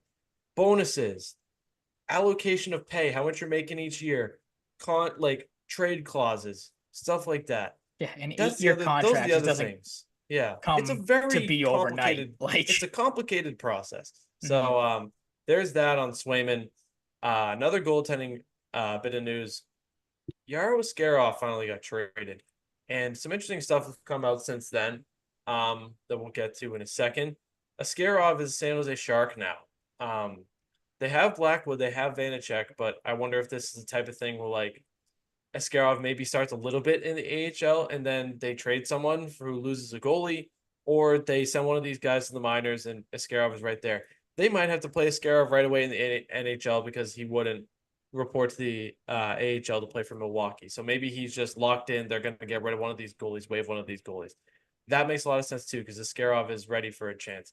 Nolan Burke also goes to San Jose along with Colorado's third-round pick. David Edstrom is on the move for another time. We talk about Vegas picks always being moved. He was moved to San Jose in the Tomas Hertl deal at the deadline, and now he's on the move again to Nashville. The first rounder, David Edstrom, Swedish center, is on the move again. And it's nothing against player. I mean, they just had to move someone to get Askarov. If I was him, I might start taking it personally, though. Yeah, a little bit. What the fuck, guys? But now he's just going to tear it up for Nashville. Thanks a lot, everybody. When he's ready. Magnus Corona goes to Nashville, too. Probably just, goalie for goalie. Gets a goalie out of the system. Makes a little bit of room. I believe Magnus Corona was at Denver. He sounds like the old Denver goalie. I remember watching him back in the day. And Vegas's first-round pick, actually, from the Tomas Hertl deal, also goes to Nashville. So Nashville had Stamkos, Brady Shea, Jonathan Marchessault. And now they have 3 first-round picks. So I'm looking at Nashville to add a big time trade deadline too and try and win the Stanley Cup. Very interesting deal. Askarov signs a 2x2 extension as well. He'll be an RFA at the end of it. I mean, you're just banking on the goalie of the future. This is a smart deal. He gave up a decent amount, but Yaro Askarov looks like the real deal. He's a psycho, like movement wise, very like erratic goalie, but it can be in a good way. He's freakishly athletic, had extremely good last 2 years in the AHL. He was the goalie that did the push-ups after shootout the one time with the net. He was pushing the net up. Okay, I remember that. Apparently him and Barry Trotz didn't see eye to eye too on certain things. So yeah. The interesting thing about this, and I think this is a good trade for both sides, it has more upside on the San Jose aspect because he can be a great number 1 goalie. So this came out about a day or two after. Mitch Korn and the Predators goaltending department had a comprehensive plan for Yaro Askarov aimed at making him the next great goalie to come out of Nashville. I can't tell you how many hours we put in as one of the quotes. Well, I'm not feeling too bad for you after you gave UC Saros an 8-year deal. Right. You forced this. You had the plan, but your organization forced this. So nobody should feel bad for you. Look, did they have reason to sign Saros? Sure. But Askarov was reasonably very upset when they signed the goalie that would be taking starts away from him for the foreseeable future to an 8-year mega deal when he thought he was the goalie of the future. And maybe Saros would be traded. Saros could have been traded last year for potentially 2 first-round picks. Yeah. There was a rumor about that. I don't think that was ever going to end up happening, but they were asking for a lot for somewhat of a good reason. And yeah, Jay Fresh Hockey on Twitter made a good point. Yeah, I bet they did. They extended Saros until 2033 and signed a different backup to a 2-year deal, Crimea River. Yeah, exactly. Like- That's a great way to put it. Like they picked him. They Mhm. picked Saros. It is what it is. It's kind of weird timing for that to come out and maybe a little goofy on the Predators aspect of things. But Mhm. another move, McGroarty signs with the Penguins after finally getting his wish to get out of Winnipeg. Braden Yeager, first round pick, great prospect, goes back to Vancouver. Pretty good 1-for-1 swap. Obviously, as most people know, McGroarty is the guy that's going to step into the NHL first. I'm a huge Rucker McGroarty fan. I think they're both going to be great NHLers, but you giving Rucker McGroarty a chance to get minutes as a rookie with Malkin and or Crosby at times, it's a good spot to put him in, and that's exactly what he was looking for. Of course, the Penguins aren't what they used to be, but he's playing for an organization that's seen a lot of success too. Got to be pretty exciting for him. He got what he wanted. He's going to leave Michigan. That hurts Michigan as a title contender this year too. So I hope people didn't load tons of money on Michigan to win the national championship because their odds are a little, maybe somewhat substantially less without Rucker McGroarty, because he's their captain and he's very good. Pretty interesting 1-for-1 swap. That will be a fun one to follow. I think Braden Yeager will play a good amount of NHL games as well. Really like him. Good skilled center, good dynamic skater. I like him.